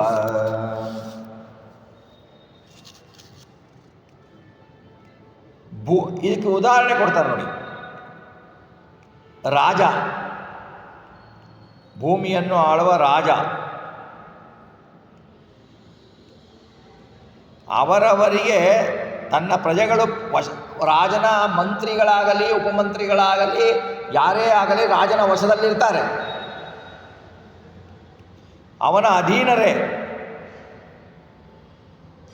ಅವನಿಗೆ ಸ್ವಾಮಿತ್ವ, ರಾಜನ ಅಧೀನ, ರಾಜನಿಗೆ ಸ್ವಾಮಿತ್ವ ಬಂತು. ಹೇಗೆ ಬಂತು? ಅವರು ತನ್ನ ವಶದಲ್ಲಿದ್ದಾರೆ, ತನ್ನ ಅಧೀನದಲ್ಲಿದ್ದಾರೆ ಅಂತ ಅವನ ಸ್ವಾಮಿತ್ವ ಬಂತು. ಮಂತ್ರಿಗಳಿಗೆ ಕೊಡ್ತಾನೆ, ಕೆಲವನ್ನು ಸೇವಕರಿಗೆ ಕೊಡ್ತಾನೆ. ಕೊಟ್ಟು ಬಿಟ್ಟು ಅವರಿಗೆ ಏನು ಮಾಡ್ತಾನೆ, ಆಯಾ ಕೆಲಸಗಳನ್ನು ನಿಯೋಜಿಸಿ ಆಯಾ ಕೆಲಸಗಳನ್ನು ಅವರು ಮಾಡ್ತಾರೆ. ಇವನು ಹೇಳಿದಾಗೆ ಅವರು ಮಾಡ್ತಾರೆ.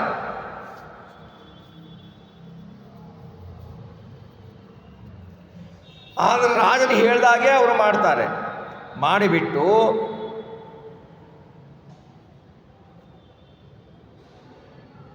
ಅವರೇನು ಮಾಡ್ತಾರೆ, ರಾಜನು ಹೇಳಿದಾಗೆ ಮಾಡ್ತಾರೆ. ಆದರೆ ಇಲ್ಲಿ ಒಂದು ನಮಗೆ ಸಂದೇಹ ಬರುತ್ತೆ. ಏನು ಸಂದೇಹ ಬರುತ್ತೆ? ಈಗ ರಾಜ ಮಂತ್ರಿಗೆ ಹೇಳ್ತಾನೆ ಈ ಕೆಲಸ ಮಾಡು ಅಂತ, ಮಂತ್ರಿ ಮಾಡ್ತಾನೆ ಅಲ್ವಾ? ಮಂತ್ರಿ ರಾಜ ಹೇಳ್ದಂಗೆ ಮಾಡ್ತಾನೆ. ರಾಜನಿಗೆ ಸ್ವಾಮಿತ್ವ ಬಂತು, ಈಶತ್ವ ಬಂತು, ರಾಜನಿಗೆ ಸ್ವಾಮಿತ್ವ ಬಂತು. ಆದರೆ ಆ ಕೆಲಸ ಮಾಡುವಾಗ ಅವನ ಕೆಳಗಿರುವವರು ಅದು ಅಧೀನರು ಅಂತ ಕರೆಸ್ಕೊಳ್ತಾರಲ್ಲ, ಅವರು ಮಾಡುವ ಕ್ರಿಯೆಗಳು, ನಡೆಯುವುದು, ಕೈ ಎತ್ತುವುದು, ಕಣ್ಣು ಮಿಟುಕಿಸುವುದು, ಕೈಯನ್ನು ತೋರಿಸುವುದು, ಎಲ್ಲ ಮಾಡುವ ಕ್ರಿಯೆಗಳಲ್ಲಿ ಅವು ಅವನ ಅಧೀನ ಅಲ್ಲ. ಅವನು ರಾಜನ ಅಧೀನ. ಇವನು ಕಣ್ಣು ಮಿಟುಕಿಸ್ಬೇಕು ಅಂತಂದರೆ ಅವನು ಹೋಗ್ತಾ ಕೆಲಸ ಮಾಡ್ತಾ ಇರ್ತಾನೆ, ಕೈ ಎತ್ತಬೇಕು, ರಾಜ ಹೇಳಿರ್ತಾನೆ ಕೈ ಎತ್ಕೊಂಡು ಮಾಡೋದು, ಇಲ್ವಲ್ಲ, ರಾಜನ ಅಧೀನ ಅಲ್ಲ. ಇವನು ಕೈ ಎತ್ತನೆ, ಕಣ್ಣು ಮಿಟುಕಿಸ್ತಾನೆ, ಇವೆಲ್ಲ ರಾಜನ ಅಧೀನ ಅಲ್ಲ. ಮತ್ತು ಹಾಗೇನೇ ಭಗವಂತ ಸ್ವತಂತ್ರನ. ಈಗ ರಾಜನಿಗೂ ಸ್ವತಂತ್ರ ಅಂತ ಹೇಳಿದ್ರಿ, ಸ್ವತಂತ್ರ ಸ್ವಾಮಿತ್ವ ಇದೆ. ಹೇಗೆ? ಅವನ ಸಬಾರ್ಡಿನೇಟ್ಸು ಯಾರು ಇದ್ದಾರೆ ಎಲ್ಲರೂ ರಾಜನ ಅಧೀನರು, ರಾಜ ಹೇಳಿದ ಹಾಗೆ ಮಾಡ್ತಾರೆ. ಭಗವಂತನೂ ಹಾಗಾದರೆ ಹಾಗೇನೇ ಸ್ವಾಮಿನ ಅಂತ ಸಂಶಯ ಬಂದರೆ ಅಲ್ಲ. ಹಾಗೆ ತಿಳಿದುಕೊಂಡ್ರೆ ಪಾಪ ಬರುತ್ತೆ. ಯಾಕೆ ಅಂದರೆ ಭಗವಂತ ನಮ್ಮಲ್ಲಿ ನಿಂತು ಮಾಡಿಸ್ತಾನೆ. ರಾಜ ಅವರಲ್ಲಿ ಪ್ರವೇಶ ಮಾಡಿಸಲಿಕ್ಕಾಗಲ್ಲ. ರಾಜನಿಗೆ ಹೇಳ್ತಾನೆ ಅಷ್ಟೇ ಅಲ್ವಾ. ಅವನು ಭಗವಂತ ನಮ್ಮ ಕರ್ಮಕ್ಕೆ ಅನುಗುಣವಾಗಿ ನಮ್ಮಲ್ಲಿ ನಿಂತು ಅವನು ಮಾಡಿಸ್ತಾನೆ. ನಮಗೆ ಅವನು ಮಾಡ್ತಾನೆ ಅನ್ನೋ ಅರಿವನ್ನು ಕೊಡೋದಿಲ್ಲ. ಆವಾಗ ನಾವೇ ಮಾಡಿದ್ವಿ ಅಂತ ಅರಿವು ನಮಗೆ ಬರುತ್ತೆ ಅಷ್ಟೇ. ಜೀವನ ಕರ್ತೃತ್ವ ಆ ಕರ್ತೃತ್ವದಾಗೆ ಅಲ್ಲ, ಈಜಿನ ಕರ್ತೃತ್ವ ಆ ಕರ್ತೃತ್ವದಾಗೆ ಅಲ್ಲ. ಈಶ್ವರ ಅಂದರೆ ಪರಮಾತ್ಮ ಪ್ರವೇಶ ಮಾಡ್ತಾನೆ ಜೀವನದೊಳಗೆ, ಆದರೆ ಬೇರೆ ಯಾರು ಪ್ರವೇಶ ಮಾಡಲಿಕ್ಕೆ ಆಗಲ್ಲ ಅವರುಗಳಿಗೆ, ರಾಜರುಗಳಿಗೆಲ್ಲ.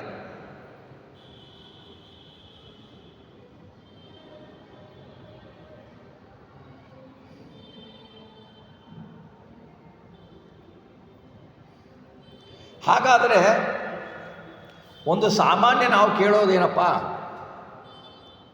ದೇವರೆಲ್ಲ ಮಾಡಿಸ್ತಾನ್ರಿ, ದೇವರೆಲ್ಲ ಮಾಡಿಸ್ತಾನೆ, ನಮ್ಮ ಪ್ರಯತ್ನ ನಾವು ಮಾಡಬೇಕು ಅಲ್ವಾ. ಎಲ್ಲ ದೇವರು ಮಾಡ್ತಾನೆ ಅಂತ ಬಿಟ್ಟರೆ ಹೇಗೆ? ನಮ್ಮ ಪ್ರಯತ್ನ ನಾವು ಮಾಡಬೇಕು.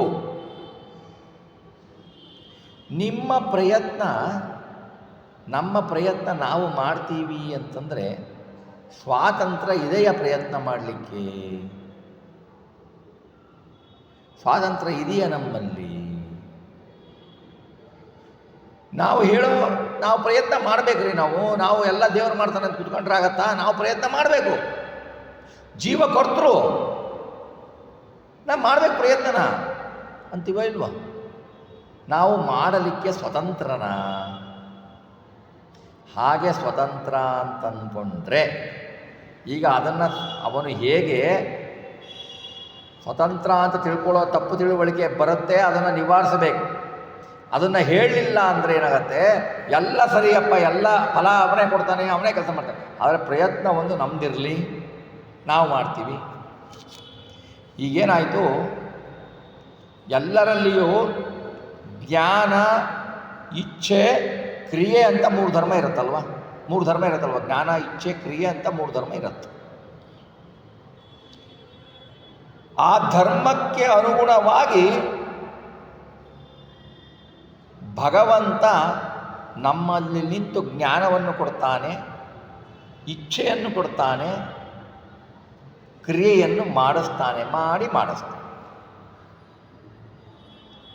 ಈ ಧರ್ಮವನ್ನು ನಮ್ಮಲ್ಲಿದ್ದನ್ನು ಹೊರಗಡೆ ಅಭಿವ್ಯಕ್ತ ಮಾಡಿಸ್ತಾನಲ್ಲ, ಅದಕ್ಕೆ ಪ್ರಯತ್ನ ಅಂತಾರೆ. ಭಗವಂತ ಪ್ರಯತ್ನ ಮಾಡಲಿಲ್ಲ ಅಂತ ತಿಳ್ಕೊಳ್ಳಿ. ಭಗವಂತ ಪ್ರಯತ್ನ ನಮ್ಮಲ್ಲಿ ನಿಂತು ಮಾಡಿಸಲ್ಲ, ನಾವೇ ಮಾಡ್ತೀವಿ. ಅವಾಗೇನಾಗತ್ತೆ? ದೊಡ್ಡ ಅನರ್ಥ ಆಗತ್ತೆ. ಹೇಗಾಗತ್ತೆ? ಭಗವಂತ ಸ್ವತಂತ್ರ, ನಾವು ಪ್ರಯತ್ನದಲ್ಲಿ ಸ್ವತಂತ್ರರು ಅಂತ ತಿಳ್ಕೊಂಡಂಗಲ್ವ. ನಾವೇ ಪ್ರಯತ್ನ ಮಾಡ್ತೀವಿ ಅಂದರೆ ಪ್ರಯತ್ನದಲ್ಲಿ ನಾವು ಸ್ವತಂತ್ರರು. ಪ್ರಯತ್ನದಲ್ಲಿ ನಾವು ಸ್ವತಂತ್ರರು ಅಂದರೆ ಭಗವಂತನ ಸ್ವತಂತ್ರ ಗುಣವನ್ನು ಕದ್ದ ಪಾಪ ಬರುತ್ತಲ್ವ, ಹೌದಲ್ವ? ಭಗವಂತನ ಸ್ವತಂತ್ರ ಗುಣವನ್ನು ನಾವು ಸ್ವತಂತ್ರ ಅಲ್ಲ, ಆದರೆ ನಾವು ಪ್ರಯತ್ನ ಮಾಡೋ ಕಾರ್ಯ ಹೇಗಿದೆ ನೋಡಿ, ಮಾಡುವ ಕಾರ್ಯ ಹೇಗಿದೆ. ನನ್ನ ಪ್ರಯತ್ನ ನಾನು ಮಾಡ್ತಿದ್ದೀನಿ. ಪ್ರಯತ್ನ ನಾನು ಮಾಡ್ತೀನಿ ಅಂತಂದರೆ ನೀನು ಜೀವಕರ್ತೃತ್ವವನ್ನು ಒಪ್ಪದೆಯಾ? ಜೀವಕರ್ತೃತ್ವ ಅಂದರೆ ಜೀವ ಸ್ವತಂತ್ರ ಕರ್ತೃತ್ವವನ್ನು ಒಪ್ಪದೆಯಾ ಅಲ್ವಾ? ಜೀವ ಸ್ವತಂತ್ರ ಕರ್ತೃತ್ವವನ್ನು ಒಪ್ಪಿದೆಯಾ ಅಂತಂದರೆ ನೀನು ಇದರಲ್ಲಿ ಸ್ವತಂತ್ರ ಅಂತ ಅಂದ್ಕೊಂಡೆಲ್ಲ ಅದು ಅಪರಾಧ ಅಲ್ವಾ? ನೀನು ಸ್ವತಂತ್ರ ಅಂದರೆ ಏನು? ನೀನು ದೇವರು ಒಂದೇ ಅನ್ನೋದಾಗಾಯ್ತಾನೆ. ಆವಾಗೇನಾಯಿತು? ಲಕ್ಷ್ಮೀದೇವಿ ಹತ್ರ ಹೋಗ್ತೀರ, ನಾನು ದೇವರು ಒಂದೇ ಅನ್ನ. ಆವಾಗೇನಾಯಿತು? ಲಕ್ಷ್ಮೀದೇವಿಯಿಂದ ನೀನು ನನ್ನ ಪತ್ನಿ ಎಂದಾಗಾಯಿತು ಅಲ್ವಾ? ಪತ್ನಿ ಎಂದಾಗಾಯ್ತಾ ಏನಾಯಿತು? ಸ್ವಂತ ತಾಯಿಯನ್ನು ಮೋಹಿಸಿದವನು ಅಂತ ಬಂತು ಅಪವಾದ ಅಲ್ಲಿ. ಕ್ರೂಡ್ ಭಾಷೆಯಲ್ಲಿ ಹೇಳ್ಕೊಂಡು ತಾಯಿ ಗಂಡ ಅಂತಾರಲ್ಲ, ಹಾಗಂತ ಆಯ್ತದು. ನಾನು ಪ್ರಯತ್ನ ಮಾಡ್ತೀನಿ ಅಂದರೆ ಅಂತ ಮಹಾಪಾಪ ಬರುತ್ತೆ, ಆ ಮಹಾಪಾಪ ಬರುತ್ತೆ. ನಾನು ಬ್ರಹ್ಮ, ನಾನು ಪ್ರಯತ್ನ ಮಾಡ್ತೀನಿ ಅಂದರೆ ಲಕ್ಷ್ಮೀದೇವಿ ನೀನು ನನ್ನ ಹೆಂಡತಿ ಅಂತ ಮಾಡಿದ ಆರೋಪದ ಸುಳಿಯಲ್ಲಿ ಅಧಃಪತನಕ್ಕೆ ಹೋಗ್ತೀವಿ. ಹಾಗಾದರೆ ಇದಕ್ಕೊಂದು ಅಪವಾದ ಬರುತ್ತೆ. ಏನು ಬರುತ್ತೆ? ಏನು ಸಂಶಯ ಬರುತ್ತೆ? ಮಹಾಭಾರತದಲ್ಲಿ ಭೀಮಸೇನ ದೇವರು ಧರ್ಮರಾಜನಿಗೆ ನಡೆದ ಸಂವಾದದಲ್ಲಿ ಧರ್ಮರಾಜ ಹೇಳ್ತಾನೆ, ಎಲ್ಲ ನಾವೇ ಮಾಡ್ತೀವಿ, ಎಲ್ಲ ಭಗವಂತನೇ ಮಾಡ್ತಾನೆ, ಮತ್ತು ನಮ್ಮದು ಪ್ರಯತ್ನ ಏನಿಲ್ವಲ್ಲ, ಭಗವಂತನ ಮಾಡಲಿ ಬಿಡು ಅವನ ಪ್ರಯತ್ನನ, ನಾನು ಮಾಡೋಲ್ಲ ಅಂದಾಗ ಭೀಮಸೇನ ದೇವರು ಹೇಳ್ತಾರೆ, ನಾನು ಹೇಳಿದ್ದನ್ನು ನೀನು ತಪ್ಪರ್ಥ ಮಾಡ್ಕೊಂಡ್ಬಿಟ್ಟಿಯಲ್ಲ. ಮಹಾಪ್ರಯತ್ನ ಅಂದರೆ ನೋಡಿ, ಪುರುಷ ಪ್ರಯತ್ನ, ಮಹಾಪ್ರಯತ್ನ ಅಂತ ಎರಡಿದೆ. ಪುರುಷ ಪ್ರಯತ್ನ ಅಂದರೆ ನಮ್ಮಲ್ಲಿ ಪುರುಷ ನಾಮಕ ಭಗವಂತ ನಿಂತು ಪ್ರಯತ್ನ ಮಾಡಿಸ್ತಾನಲ್ಲ, ಅದು ಮಾಡ್ತಾನಲ್ಲ, ಅದು ಪ್ರಯತ್ನ, ಪುರುಷ ಪ್ರಯತ್ನ. ಪುರುಷ ಅಂದರೆ ನಾವುಗಳಲ್ಲ, ಪುರುಷ ಅನ್ನೋನು ಅವನೊಬ್ಬನೇ, ಅವನು ಬಿಟ್ಟರೆ ಯಾರು ದೇವತೆಗಳು ಪುರುಷರಲ್ಲ, ಅವನೇ ಪುರುಷ. ಆ ಪುರುಷ ಭಗವಂತ ನಮ್ಮಲ್ಲಿ ನಿಂತು ಪ್ರಯತ್ನ ಮಾಡ್ತಾನಲ್ಲ, ಪುರುಷ ಪ್ರಯತ್ನ, ಭಗವಂತನ ಪ್ರಯತ್ನ. ಮಹಾಪ್ರಯತ್ನ ಅವನು ನಮ್ಮಲ್ಲಿ ನಿಂತು ತಾನು ಮಾಡಿ ನಮ್ಮಿಂದ ಕೈ ಹಿಡಿದು ಮಾಡಿಸ್ತಾನಲ್ಲ, ಅದು ಮಹಾಪ್ರಯತ್ನ. ಆ ಪ್ರಯತ್ನ ಇಲ್ಲ ಅಂದರೆ ಜೀವನಿಗೆ ಕರ್ತೃತ್ವ ಇದೆ. ಏನು ಕರ್ತೃತ್ವ ಇದೆ? ಪರಾಧೀನ ಕರ್ತೃತ್ವ ಇದೆ. ಪರಮಾತ್ಮ ನಮ್ಮಲ್ಲಿ ನಿಂತು ಮಾಡಿ ನಮ್ಮಿಂದ ಮಾಡಿಸ್ತಾನೆ. ನಾವು ಪ್ರಯತ್ನ ಮಾಡಲಿಕ್ಕಾಗಲ್ಲ ರೀ, ನಾವು ಪ್ರಯತ್ನ ಮಾಡಲಿಕ್ಕಾಗಲ್ಲ ಸ್ವತಂತ್ರವಾಗಿ, ಅಸ್ವಾತಂತ್ರ್ಯರು. ಹಾಗಾಗಿ ಭಗವಂತ ನಮ್ಮಲ್ಲಿ ನಿಂತು ತಾನು ಪ್ರಯತ್ನ ಮಾಡಿಸ್ತಾನೆ ಅಂತ ತಿಳ್ಕೊಳ್ಬೇಕು. ಹೀಗೆ ತಿಳ್ಕೊಳ್ಬೇಕು. ಹೇಗೆ? ಇವು ನಮ್ಮಲ್ಲಿ ಪ್ರತಿ ಜೀವನದಲ್ಲಿ ಜ್ಞಾನ, ಇಚ್ಛಾ, ಕ್ರಿಯಾ ಅಂತ ಕರ್ಮ ಇರುತ್ತೆ. ಒಂದು ಉದಾಹರಣೆ ಕೊಡಬಹುದು.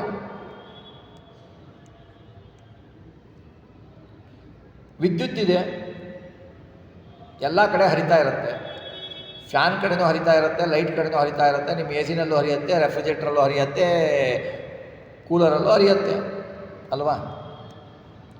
ವಿದ್ಯುತ್ತು ಒಂದೇ. ಫ್ಯಾನಿನಲ್ಲಿ ತಿರುಗುವ ಧರ್ಮ ಇದೆ, ದೀಪಗಳಲ್ಲಿ ಪ್ರಕಾಶದ ಧರ್ಮ ಇದೆ, ಹೀಟರ್ನಲ್ಲಿ ಹೀಟ್ ಆಗುವ ಧರ್ಮ ಇದೆ, ಶಾಖದ ಧರ್ಮ ಇದೆ ಅಲ್ವಾ? ಕರೆಂಟ್ ಅಲ್ಲೇ ಇರುತ್ತೆ, ಹೋಗುತ್ತೆ. ಕರೆಂಟ್ ಹೋಗಿ ಆ ಕೆಲಸವನ್ನು ಆ ಧರ್ಮದ ಅನುಸಾರವಾಗಿ ಅದರಿಂದ ಮಾಡಿಸುತ್ತಲ್ವಾ? ಹಾಗೆ ಅಲ್ಲಿ ಧರ್ಮನೇ ಇಲ್ಲ ಅಂದರೆ, ಧರ್ಮ ಇಲ್ಲದ ಸಂಭವ ಇಲ್ಲ. ಆ ಕರೆಂಟು ಹೋಗಿ ಫ್ಯಾನ್ನಲ್ಲಿ ನೀನು ಲೈಟಿನ ಧರ್ಮ ತೋರಿಸ್ಲಿಕ್ಕಾಗತ್ತಾ?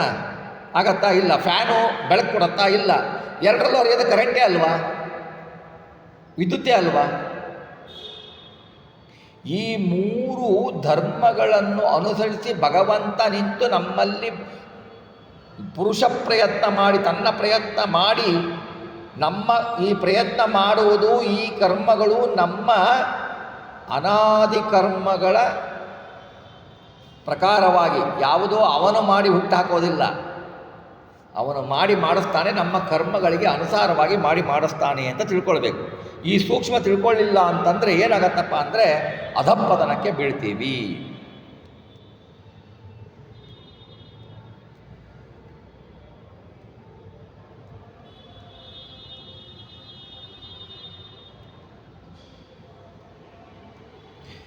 ಇದಕ್ಕೆ ಉದಾಹರಣೆ, ಭಗವಂತನ ಉದಾಹರಣೆ ಹೆಂಗೆ ಕೊಡ್ತೀರಪ್ಪ ನೀವು? ಸಾದೃಶನ ದೃಷ್ಟಾಂತ ಹೇಗೆ ಕೊಡ್ತೀರಿ? ರಾಜಂದೇನೋ ಕೊಟ್ಟುಬಿಟ್ರಿ ದೃಷ್ಟಾಂತನ. ರಾಜನದು ದೃಷ್ಟಾಂತ ಕೊಟ್ರಿ, ರಾಜನ ಆಜ್ಞೆಯಿಂದ ಅವರು ಮಾಡ್ತಾರೆ. ಆ ಥರ ಸ್ವತಂತ್ರನ ಅಲ್ಲ. ಅವನು ನಮ್ಮೊಳಗೆ ಪ್ರವೇಶಿಸಿ ತಾನು ಮಾಡಿಸ್ತಾನೆ. ಅದಕ್ಕೆ ದೃಷ್ಟಾಂತನೇ ಇಲ್ಲ. ಯಾವನ ಬಿಟ್ಟರೆ ಬೇರೆ ಯಾರು ಹೊರಗಡೆ ಹೋಗಿ ಸ್ವತಂತ್ರವಾಗಿ ಮಾಡಲಿಕ್ಕೆ ಸಾಧ್ಯನೇ ಇಲ್ಲ. ಲಕ್ಷ್ಮೀದೇವಿಯಲ್ಲಿಯೂ ಭಗವಂತ ನಿಂತು, ಲಕ್ಷ್ಮೀ ರೂಪದಿಂದ ನಿಂತು ಅವಳಲ್ಲಿ ಕ್ರಿಯೆ ಮಾಡಿಸ್ತಾನೆ. ವಾಯುದೇವರಲ್ಲೂ ಅವನು ಮಾಡಿಸ್ತಾನೆ. ಅವನು ಮಾಡಿಸಿದರೆ ಉಂಟು. ಅದು ಬಿಟ್ಟು ಜೀವ ನಾನು ಪ್ರಯತ್ನ ಮಾತ್ರ ನಂದು, ಬೇರೆ ಎಲ್ಲ ಅವಂದೇ ಅಂತಂದರೆ ಅರ್ಥ ಏನದರಲ್ಲಿ? ಅದು ಅಧಪ್ಪತನ ಇರುತ್ತೆ. ಇದನ್ನು ಸೂಕ್ಷ್ಮ ವಿಷಯವನ್ನು ಇಲ್ಲಿ ತಿಳ್ಕೊಳ್ಬೇಕು. ಮುಂದೆ ದಾಸವರೇಣ್ಯರು ಹೇಳ್ತಾರೆ, ಪುಣ್ಯ ಪಾಪಗಳೀಚರದಿ ಕಾರುಣ್ಯ ಸಾಗರ ದೇವ ದಾನವ ಮಾನವರೊಳಿಟ್ಟವರ ಫಲ ವ್ಯತ್ಯಾಸವನ್ನೇ ಮಾಡಿ ಬನ್ನ ಬಡಿಸುವ ಭಕ್ತಿಹೀನರ ಸನ್ನುತ ಸುಕರ್ಮಗಳ ತೆಗೆದು ಪ್ರಪನ್ನರಿಗೆ ಕೊಟ್ಟವರ ಸುಖ ಬಡಿಸುವನು ಸುಭುಜಾಂಹ.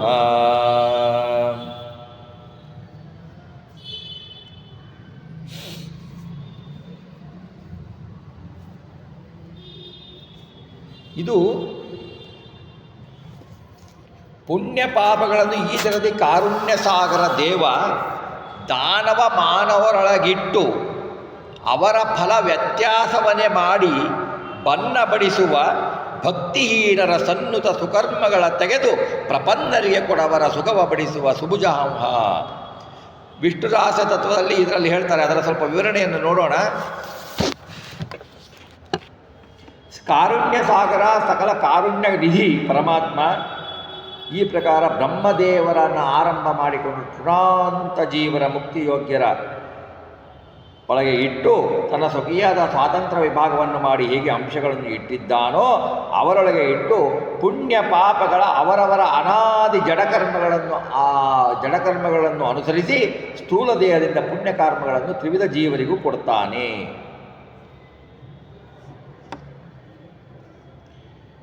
ವಿಧಿ ನಿಷೇಧ ಪಾತ್ರನಾದ ಜೀವನು ವಿಧಿ ನಿಷೇಧಗಳಿಗೆ ಪಾತ್ರ.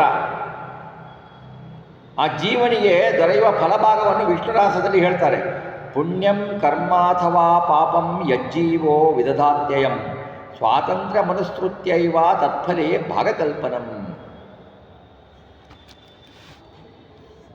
ವಿಧಿ ವಿಶೇಷಗಳ ನಿಷೇಧಗಳ ಫಲಗಳಿಗೆ ಜೀವ ಪಾತ್ರ ಅಂತ ಹೇಳ್ತಾರೆ.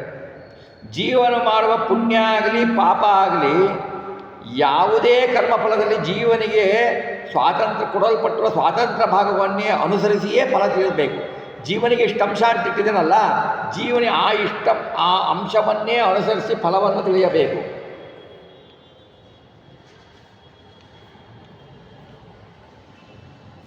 ಅದನ್ನು ಅನುಸರಿಸಿಯೇ ಭಗವಂತ ಪುಣ್ಯ ಪಾಪಗಳ ಫಲವನ್ನು ಕೊಡ್ತಾನೆ, ಫಲಭಾಗವನ್ನು ನಿರೂಪಿಸ್ತಾನೆ ಅಂತ ಹೇಳ್ತಾರೆ. ಆ ಫಲಭಾಗವನ್ನು ಹೇಗೆ ಮಾಡ್ತಾನೆ ಅಂತ ವಿಷ್ಣುರಾಸದಲ್ಲಿ ಅದ್ಭುತವಾಗಿ ತಿಳಿಸ್ತಾರೆ. ದೈತ್ಯಾನಾಂ ತತ್ರ ನೈವಾಸ್ತಿ ಪುಣ್ಯಕರ್ಮ ವಿಭಾಗ ಪುಣ್ಯಭಾಗಂ ಹರತ್ತೇಶಂ ಸ್ವಯಮೇವ ಜನಾರ್ದನಃ ಬ್ರಹ್ಮಾದಿಕೇಶು ಪುಣ್ಯಸ್ಥ ಯಥಾ ಪುಣ್ಯಸ್ಯ ಯಥಾಭಾಗಂ ಭವೇತ್ ಫಲಂ ಪ್ರತ್ಯೇಕಂ ತು ತಥೋಪ್ಯರ್ಧಂ ಸ್ವಯಂ ಹರತಿ ಕೇಶವಃ. ಆ ಕರ್ಮಭಾಗವನ್ನು ಹೇಗೆ ವಿಭಾಗವನ್ನು ಮಾಡ್ತಾನೆ ಕರ್ಮಫಲವನ್ನು ಅನ್ನುವುದನ್ನು ದಾಸವರೇಣ್ಯರು ಹೇಳ್ತಾರೆ.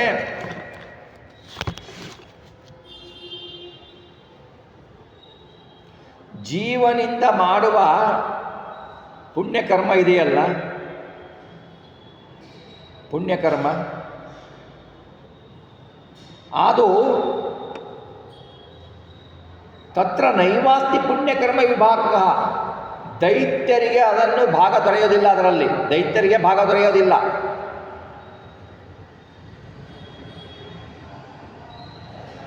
ಈ ದೈತ್ಯರ ಪುಣ್ಯ ಭಾಗ ಇದೆಯಲ್ಲ, ಪುಣ್ಯ ಭಾಗ ಇದೆಯಲ್ಲ, ಆ ಪುಣ್ಯ ಭಾಗವನ್ನು ಭಗವಂತ ತಾನೇ ತೆಗೆದುಕೊಳ್ತಾನೆ. ದೈತ್ಯರು ಏನು ಮಾಡ್ತಾರಲ್ಲ ಪುಣ್ಯ ಭಾಗವನ್ನು, ಅದನ್ನು ಭಗವಂತ ತಾನೇ ತೆಗೆದುಕೊಳ್ತಾನೆ.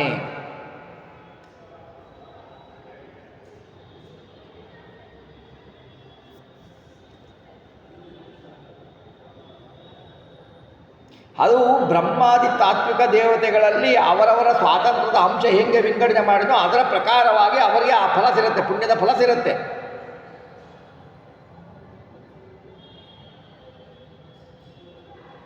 ಅದಲ್ಲದೆ ತನ್ನ ಪ್ರತ್ಯೇಕ ಅರ್ಧ ಫಲ ಏನಿದೆಯಲ್ಲ ಅದನ್ನು ತಾನೇ ಇಟ್ಕೊಳ್ತಾನೆ. ಎಷ್ಟು ರುದ್ರದೇವರಿಗೆ 20, ಬ್ರಹ್ಮದೇವರಿಗೆ 52, ವಾಯುದೇವರಿಗೆ 48 ಏನು ಅಂಶಗಳನ್ನು ಇಟ್ಟೋ ಭಗವಂತ, ಆ ಅಂಶಗಳಿಗೆ ಸರಿಯಾದ ಪುಣ್ಯ ಫಲವನ್ನು ಹೊಂದುತ್ತಾರೆ. ಹಾಗೆ ಎಲ್ಲ ಜೀವರು ಅವರವರಿಗೆ ತಕ್ಕ ಪುಣ್ಯ ಫಲಗಳನ್ನು ಹೊಂದುತ್ತಾರೆ.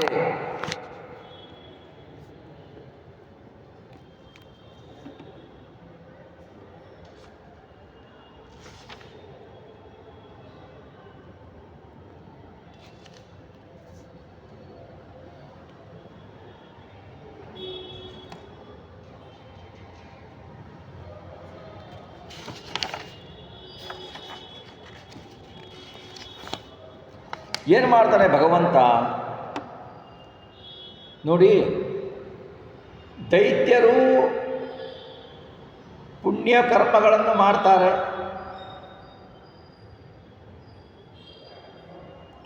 ಪಾಪಕರ್ಮಗಳನ್ನು ಮಾಡ್ತಾರೆ, ಮನುಷ್ಯರು ಮಾಡ್ತಾರೆ ಅಲ್ವಾ? ಪಾಪ ಪುಣ್ಯ ಎರಡೂ ಮಾಡ್ತಾರೆ, ವಿಧಿ ನಿಷೇಧ ಕಾರ್ಯಗಳನ್ನು ಮಾಡ್ತಾರೆ.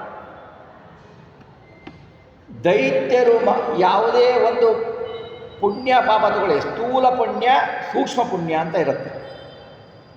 ಸ್ಥೂಲ ಪುಣ್ಯ ಸೂಕ್ಷ್ಮ ಪುಣ್ಯ ಅಂತ ಇರಬೇಕಾದ್ರೆ ಈಗ ಪಾಪಗಳು ತಗೊಂಡ್ರೆ ಸೂಕ್ಷ್ಮ ಪಾಪ, ಸ್ಥೂಲ ಪಾಪ. ಸ್ಥೂಲ ಪಾಪಗಳಿಂದ ಉಂಟಾಗುವ ದುಃಖ, ನಾವು ಏನು ಪಾಪಗಳನ್ನು ಮಾಡಿರ್ತೀವೋ ಭಗವದ್ ಭಕ್ತರು, ಆ ಸ್ಥೂಲ ಪಾಪಗಳಿಂದ ಉಂಟಾಗುವ ದುಃಖ ನಾವು ಉಣ್ಣಲೇಬೇಕು. ನಮ್ಮ ಸೂಕ್ಷ್ಮ ಪಾಪ ಇರುತ್ತಲ್ಲ, ಆ ಸೂಕ್ಷ್ಮ ಪಾಪ ಏನು ಮಾಡುತ್ತೆ, ಭಗವಂತನಿಂದ ನಮ್ಮನ್ನು ವಿಮುಖಗೊಳಿಸುತ್ತೆ, ಭಗವಂತನ ಮೇಲೆ ದ್ವೇಷ ಬರಲಿಕ್ಕೆ ಕಾರಣ ಆಗತ್ತೆ, ಭಗವಂತನ ಬಗ್ಗೆ ನಮಗೆ ಅಯಥಾರ್ಥ ಜ್ಞಾನ ಬರಲಿಕ್ಕೆ ಆಗತ್ತೆ. ಸೂಕ್ಷ್ಮ ಪಾಪ, ಆ ಸೂಕ್ಷ್ಮ ಪಾಪವನ್ನು ಅವನು ದೈತ್ಯರಿಗೆ ಕೊಡ್ತಾನೆ. ಸ್ಥೂಲ ಪಾಪದ ದುಃಖವನ್ನು ನಾವು ಅನುಭವಿಸಬೇಕು. ಅದೇ ತರಹನೇ ಈಗ ದೈತ್ಯರು ಏನೋ ಒಂದು ಪುಣ್ಯ ಮಾಡಿದ್ರು. ಈಗ ದುರ್ಯೋಧನ ಎಷ್ಟೋ ಯಾಗ ಮಾಡ್ದ ಅಲ್ವಾ? ಯಾಗ ಮಾಡ್ದ, ಆ ಸ್ಥೂಲ ಪುಣ್ಯ ಬಂದಿರುತ್ತಲ್ವಾ, ಆ ಸ್ಥೂಲ ಪುಣ್ಯವನ್ನು ಅವನಿಗೆ ಕೊಡ್ತಾನೆ. ಆ ಸೂಕ್ಷ್ಮ ಪುಣ್ಯ ಇರುತ್ತಲ್ವ, ಅದನ್ನು ಜೀವರಿಗೆ ಹಂಚ್ತಾನೆ ಭಗವಂತ. ಅಂದರೆ ಆ ಅಂಶಗಳಿಗೆ ಹೇಗೆ ಹೇಳಿದಾರೋ ಹಾಗೆ ಅಂಶಗಳು ತಗೊಂಡು ತಾನು ತೊಗೊಳ್ತಾನೆ. ಉಳಿದಿದ್ದನ್ನು ಅವರವರ ಅಂಶ ಹೆಂಗೆ ಹಾಕ್ತಾನೆ, ಹಾಗಾಗಿ ವಿಭಾಗವ ಮಾಡ್ತಾನೆ.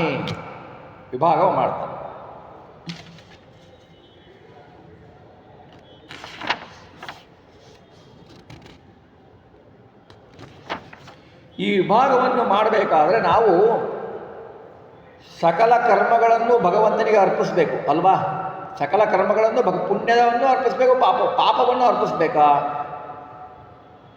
ನಮಗೆ ಕೊಟ್ಟ ಫಲವನ್ನು ಅಕ್ಷಯ ಮಾಡ್ತಾನೆ, ಅವನಿಗೆ ಕೊಟ್ಟ ಫಲವನ್ನು ಅಕ್ಷಯ ಮಾಡ್ತಾನೆ ಅಂತ ದ್ವಾದಶ ಸ್ತೋತ್ರದಲ್ಲಿ ಅದ್ಭುತವಾಗಿ ಆಚಾರ್ಯ ಹೇಳಿದ್ದಾರೆ. ಈಗ ಪುಣ್ಯ ಕಾರ್ಯವನ್ನು ಭಗವಂತನಿಗೆ ಸಮರ್ಪಿಸಿದಾಗ ಫಲ ಅಕ್ಷಯ ಆಗತ್ತೆ. ಪಾಪ ಕಾರ್ಯವನ್ನು ಸಮರ್ಪಿಸಿದಾಗ ಅಂದರೆ ಪಾಪ ಕಾರ್ಯವನ್ನು ಸಮರ್ಪಿಸಬೇಕು ಅಂದರೆ ಹೆಂಗೆ ಮಾಡಬೇಕು? ಭಗವಂತ, ನೀನು ನನ್ನಲ್ಲಿ ನನ್ನ ದೋಷಕ್ಕೆ ಅನುಗುಣವಾಗಿ ಪಾಪಕರ್ಮವನ್ನು ಮಾಡಿಸಿದ್ದೀಯಾ, ಆ ಪಾಪಕರ್ಮವನ್ನು ಮಾಡಿದ್ದಕ್ಕೆ ನನಗೆ ಕ್ಷಮಿಸು, ಆ ಪಾಪಕರ್ಮವನ್ನು ಮುಂದೆ ಮಾಡಿಸಬೇಡ ಅಂತ ಪಶ್ಚಾತ್ತಾಪ ಪಡಬೇಕು. ಪಶ್ಚಾತ್ತಾಪ, ನಾನು ಮಾಡದೇ ಹೀಗೆ, ಈಗಿನವ್ರಂತಲ್ಲ ನಾನು ಮಾಡದೇ ಹೀಗೆ ರೀ, ಅದೆಲ್ಲ ಇಲ್ಲ.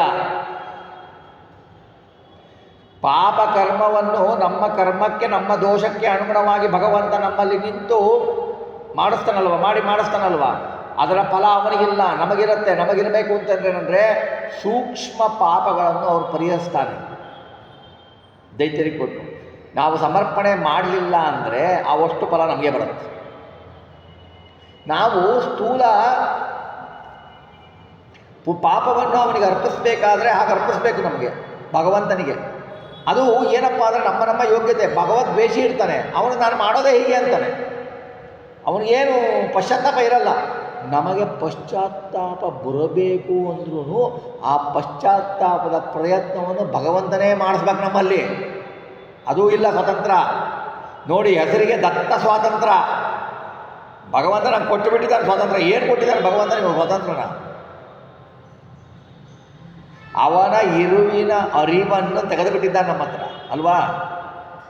ನಾವು ಅವನಿಗೆ ಸಮರ್ಪಣೆ ಮಾಡ್ತೀವಲ್ಲ, ಸಮರ್ಪಣೆ ಮಾಡಬೇಕಾದ್ರೆ ಆ ಪಶ್ಚಾತ್ತಾಪ ಬರಬೇಕು. ಪಶ್ಚಾತ್ತಾಪ ನಾನು ಪಾಪ ಕಾರ್ಯ ಮಾಡ್ತೀನಿ ಅಂತ ಪಶ್ಚಾತ್ತಾಪ ಬರಲಿಕ್ಕೂ ಪುಣ್ಯ ಇರಬೇಕು. ಎಲ್ಲರಿಗೂ ಪಶ್ಚಾತ್ತಾಪ ಬರಲ್ಲ ಅಲ್ವಾ. ಪಶ್ಚಾತ್ತಾಪ ಪಡಬೇಕು. ಒಂದು ಪುಣ್ಯ ಕಾರ್ಯ ಮಾಡಬೇಕು ಅಂದರೆ ನಮ್ಮ ದೋಷಗಳಿರ್ತವೆ, ನಮ್ಮ ಪಾಪ ಕಾರ್ಯಗಳಿರ್ತವೆ, ಅದಕ್ಕೆ ವಿಘ್ನ ಬರುತ್ತೆ ಅಲ್ವಾ. ಅದನ್ನು ಪರಿಹಾರ ಮಾಡಿ. ನಾವು ಪಾಪ ಕಾರ್ಯ ಮಾಡಿದ್ವಿ, ಪಶ್ಚಾತ್ತಾಪ ಮಾಡಬೇಕು. ಪಶ್ಚಾತ್ತಾಪ ಮಾಡಲಿಕ್ಕಾಗಲಿಲ್ಲ ನಮ್ಮ ಹತ್ರ, ಪಶ್ಚಾತ್ತಾಪ ಮಾಡಿದರೂ ಪ್ರಯೋಜನ ಆಗಲಿಲ್ಲ. ಆವಾಗ ಏನಂತಾನೆ ಭಗವಂತ, ಪಶ್ಚಾತ್ತಾಪಕ್ಕೆ ನಿನ್ನ ದೋಷ ಇದೆಯಲ್ಲ ಅದು ಅಡ್ಡಿಯಾಗಿದೆ. ಅದಕ್ಕೇನು ಮಾಡ್ತಾರೆ, ಭಗವದ್ಭಕ್ತ ಆಗಿದ್ದರೆ ಗುರುಗಳ ಮುಖೇನ ಹೇಳಿಸ್ತಾರೆ ನಮಗೆ, ನೀನು ಪಶ್ಚಾತ್ತಾಪ ಮಾಡ್ಕೋ, ಈ ತಪ್ಪು ಮಾಡಿದ್ದೀಯಾ ಅಂತ. ಆವಾಗ ಪಶ್ಚಾತ್ತಾಪ ಪಡಬೇಕು. ಪಶ್ಚಾತ್ತಾಪಕ್ಕೆ ಪಾಪ ಅಡ್ಡ ಇದ್ದಾಗ, ನಮ್ಮ ದೋಷ ಅಡ್ಡ ಇದ್ದಾಗ ಆ ದೋಷವನ್ನು ಪರಿಹರಿಸಲು ಗುರುಗಳನ್ನು ತೋರಿಸ್ತಾನೆ ಭಗವಂತ. ಅಂತ ಕರುಣೆ ಗುರುಗಳಿಂದ ಹೇಳ್ತಾನೆ, ನೀನು ಪಶ್ಚಾತ್ತಾಪ ಪಡಿ, ಈ ಪಶ್ಚಾತ್ತಾಪ ಮಾಡ್ಕೋ, ಈ ಪ್ರಾಯಶ್ಚಿತ್ತ ಮಾಡ್ಕೋ, ನೀನು ಈ ಪಾಪದ ಕಾಲಕ್ಕೆ ಈ ಪ್ರಾಯಶ್ಚಿತ್ತ ಮಾಡ್ಕೋ, ನೀನು ಮನಸ್ಸಿನಲ್ಲಿ ಪಶ್ಚಾತ್ತಾಪ ಇರಲಿ. ಗುರುಗಳನ್ನು ತೋರಿಸ್ತಾನೆ. ಪಶ್ಚಾತ್ತಾಪ ಮಾಡಲಿಕ್ಕೆ ಆಗಲ್ಲ, ನಾನು ಸ್ವಭಾವಿ, ನಾನು ಪಶ್ಚಾತ್ತಾಪನೇ ಪಡಲ್ಲ ಅಂದರೆ ನೀನು ಮಾಡಿದ ಪೂರ್ತಿ ಫಲ, ಸ್ಥೂಲ ಸೂಕ್ಷ್ಮ ಎಲ್ಲ ಫಲಗಳನ್ನು ನೀನೇ ಊಟ ಮಾಡ್ತೀಯ ಅಂತ ಇದರ ಅರ್ಥ.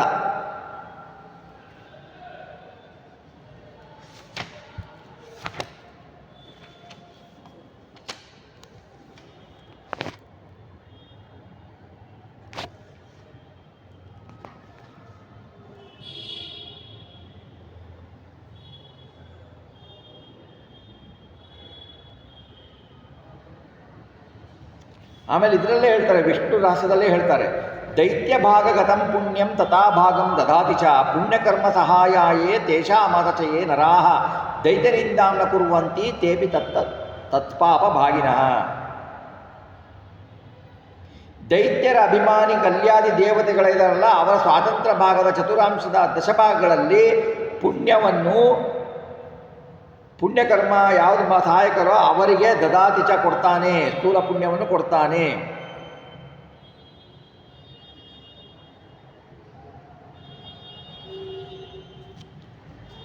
ಆಮೇಲೆ ಪುಣ್ಯಕರ್ಮ ಸಹಾಯಾಯೇ ತೇಷಾಮದಚೇ ನರಾಹ. ಯಾವ ನಿಜವಾದ ಭಕ್ತ ಇರ್ತಾನೋ, ಅವನು ಏನು ಪಾಪ ಮಾಡಿರ್ತಾನೋ ಆ ಪಾಪ ಫಲವನ್ನು ತಾನೇ ಭಸ್ಮ ಮಾಡ್ತಾನೆ. ತನ್ನ ದ್ವೇಷಿಗಳಿದ್ದಾರಲ್ಲ, ಭಗವದ್ವೇಷಿಗಳು, ಅವರಿಗೆ ಸ್ವಲ್ಪ ಫಲವನ್ನು ಅದನ್ನು ಮುಟ್ಟಿಸ್ತಾನೆ.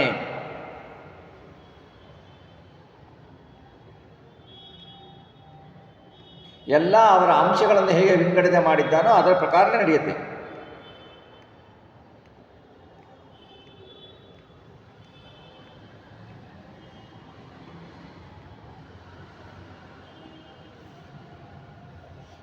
ಆಮೇಲೆ ಎಷ್ಟು ಭಾಗ ಹೊಂದ್ತಾನೆ ಜೀವ ಅಂತ ತೋರಿಸ್ತಾರೆ. ಏವಂ ಪುಣ್ಯಸ್ಯ ಪಾಪಸ್ಯ ಚತ್ವಾರಿಂಶತ್ತಮಂ ಲವಂ ಪ್ರಾಪ್ನೋತಿ ಜೀವಸ್ತೇನೈವ ಪೂರ್ಣೋಯಂ ಭವತಿ ಧ್ರುವಂ ಅಲ್ಪಶಕ್ತಿತ್ವತೋಲ್ಪಂ ಚ ಪುಣ್ಯಂ ಪಾಪಂ ಪ್ರಜಾಯತೆ ಸ್ವಯೋಗ್ಯಂ ಜಲಮಾದತ್ತೆ ಸಮುದ್ರಾದುದ್ಧೃತೋ ಘಟಃ ತಾವತೈವ ಭವೇತ್ ಪೂರ್ಣಃ ಏವಮತ್ರ ನಿದರ್ಶನಂ ಅಂತಾರೆ. ಯಾರು ನೋಡಿ ಪುಣ್ಯಕರ್ಮವನ್ನು ಮಾಡ್ತಾರೆ, ಪಾಪಕರ್ಮವನ್ನು ನಿಂದಿಸೋಲ್ಲ, ಭಗವಂತನ ದ್ವೇಷ ಮಾಡ್ತಾ ಇದ್ದರೆ ಅವರನ್ನು ನಿಂದಿಸೋಲ್ಲ, ಅದು ಭಗವಂತನ ದ್ವೇಷನೇ, ಒಂದು ದ್ವೇಷ. ಭಗವಂತನನ್ನು ನಾನೇನು ಮಾಡಿಲ್ಲಪ್ಪ, ಅವನು ಮಾಡ್ಕೊಂಡು ಹೋಗಲಿ, ಅವನ ಫ್ರೆಂಡ್ ಅವ್ನು ಬೈಕೊಳ್ಳಿ ಅಂತಂದರೆ ಇಲ್ಲ. ಭಗವಂತನ ದ್ವೇಷ ಮಾಡುವವರನ್ನು ನಿಂದಿಸದಿದ್ದರೆ, ಭಗವಂತನ ದ್ವೇಷಿಗಳ ಸಂಘವನ್ನು ಮಾಡಿದ್ದರೆ ಪಾಪಕರ್ಮದ ಫಲದಲ್ಲಿ ಕೆಲವು ಭಾಗವನ್ನು ದೈತ್ಯ ನಿಂದನೆಯನ್ನು ಪ್ರತಿಭಟಿಸಿದವರ ಮೇಲೆ ಹಾಕ್ತಾನೆ ಭಗವಂತ ಪಾಪಕರ್ಮವನ್ನು. ಅವರು ಒಳ್ಳೆಯವರಾಗಿದ್ದರೂ ಕೂಡ ಪಾಪಕರ್ಮ ನಿಂದಿಸಿಲ್ವಲ್ಲ, ಈಗ ನೋಡಿ, ಉದಾಹರಣೆ ಕೊಡಬೇಕಾ? ದ್ರೌಪದಿ ಮಾನಭಂಗದಲ್ಲಿ ಭೀಷ್ಮಾಚಾರ್ಯರು ಸುಮ್ಮನೆ ಕೂತ್ಕೊಂಡಿದ್ರಲ್ವಾ? ಪ್ರತಿಭಟಿಸಲಿಲ್ಲ ಅಲ್ವಾ? ದ್ರೋಣಾಚಾರ್ಯರು ಪ್ರತಿಭಟಿಸಲಿಲ್ಲಲ್ವಾ? ಮತ್ತು ಆ ಪಾಪಕರ್ಮಗಳಲ್ಲಿ ಒಂದು ಅಂಶ ಹೋಗತ್ತಲ್ವ ಅವರಿಗೆ? ವಿದುರ ಪ್ರತಿಭಟಿಸಿದ ಅಲ್ವಾ? ಭೀಷ್ಮ ಅವರೆಲ್ಲ ಸುಜನರು, ವಿದುರನು ಸುಜನ. ವಿದುರ ಪ್ರತಿಭಟಿಸಿದ್ದಕ್ಕೆ ಅದಾಗಲ್ಲ.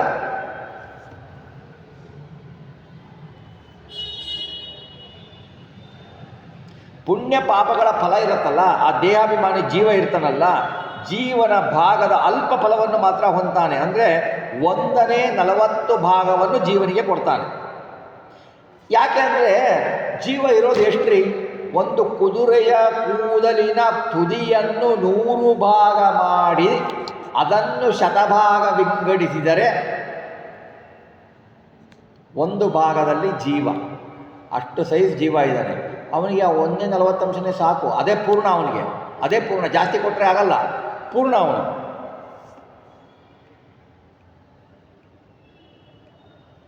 ಅವನ ಭೋಗಶಕ್ತಿನೇ ಅಲ್ಪ. ಹೇಗೆ ಒಂದು ಲೋಟದಲ್ಲಿ ನೀರನ್ನು ಹಾಕ್ತೀರಾ, ಆ ನೀರನ್ನು ಹಾಕಿದಾಗ ಅದು ಪೂರ್ಣ ಆಗತ್ತೆ. ಅದಕ್ಕೆ ಒಂದು ಕೊಡ ನೀರು ಹಾಕಿದರೆ ಆ ಲೋಟ ತಗೊಳ್ಳಿಕ್ಕಾಗತ್ತಾ? ಇಲ್ಲ. ಹಾಗೇ ಜೀವ ಅಲ್ಲ ರೀ, ಜೀವನಿಗೆ ಸ್ವತಂತ್ರ ಇದೆ ಅಂತಾರೆ. ಕರ್ತೃ ಸ್ವಾತಂತ್ರ್ಯ ಹೇಗೆ ಇರುತ್ತೆ ರೀ? ಅಷ್ಟು ಸೂಕ್ಷ್ಮ ಜೀವ ಇಷ್ಟು ದೊಡ್ಡ ಗಾತ್ರದ ದೇಹವನ್ನು ಹೊರತಾನ? ಇಷ್ಟು ದೊಡ್ಡ ಗಾತ್ರದ ದೇಹವನ್ನು ಹೊರಲಿಕ್ಕಾಗತ್ತಾ ಆ ತೃಣಾಂತ ಜೀವನಿಗೆ? ಕುದುರೆಯ ಬಾಲದ ಕೊನೆಯ 100 ಭಾಗವನ್ನು ಮಾಡಿದರೆ ಅದರಲ್ಲಿರುವ ಒಂದು ಜೀವ, ಒಂದು ಅಂಶ ಜೀವ, ಆ ಜೀವ ಈ ಭಾರವಾದ ದೇಹವನ್ನು ಹೊರಲಿಕ್ಕಾಗತ್ತಾ? ಸ್ವತಂತ್ರವಾಗಿ ನಿಲ್ಲಿಕ್ಕಾಗತ್ತಾ ಅವನಿಗೆ? ಅವನಲ್ಲಿ ನಿಂತು ಭಗವಂತ ಈ ಸ್ಥೂಲ ದೇಹವನ್ನು ಕೊಟ್ಟು ಬಿಟ್ಟು ನಡೆಸ್ತಾನಲ್ಲ ಭಗವಂತ. ಅದು ಅವನ ಕರುಣೆ, ಸಾಧನೆಗಾಗಿ ಕೊಟ್ಟಿದ್ದು. ಸಾಧನ ಶರೀರವಿದು ನೀ ದೇಹದಿ ಕೊಟ್ಟದ್ದು, ಹಾಗೆ ತಿಳ್ಕೊಳ್ಬೇಕು.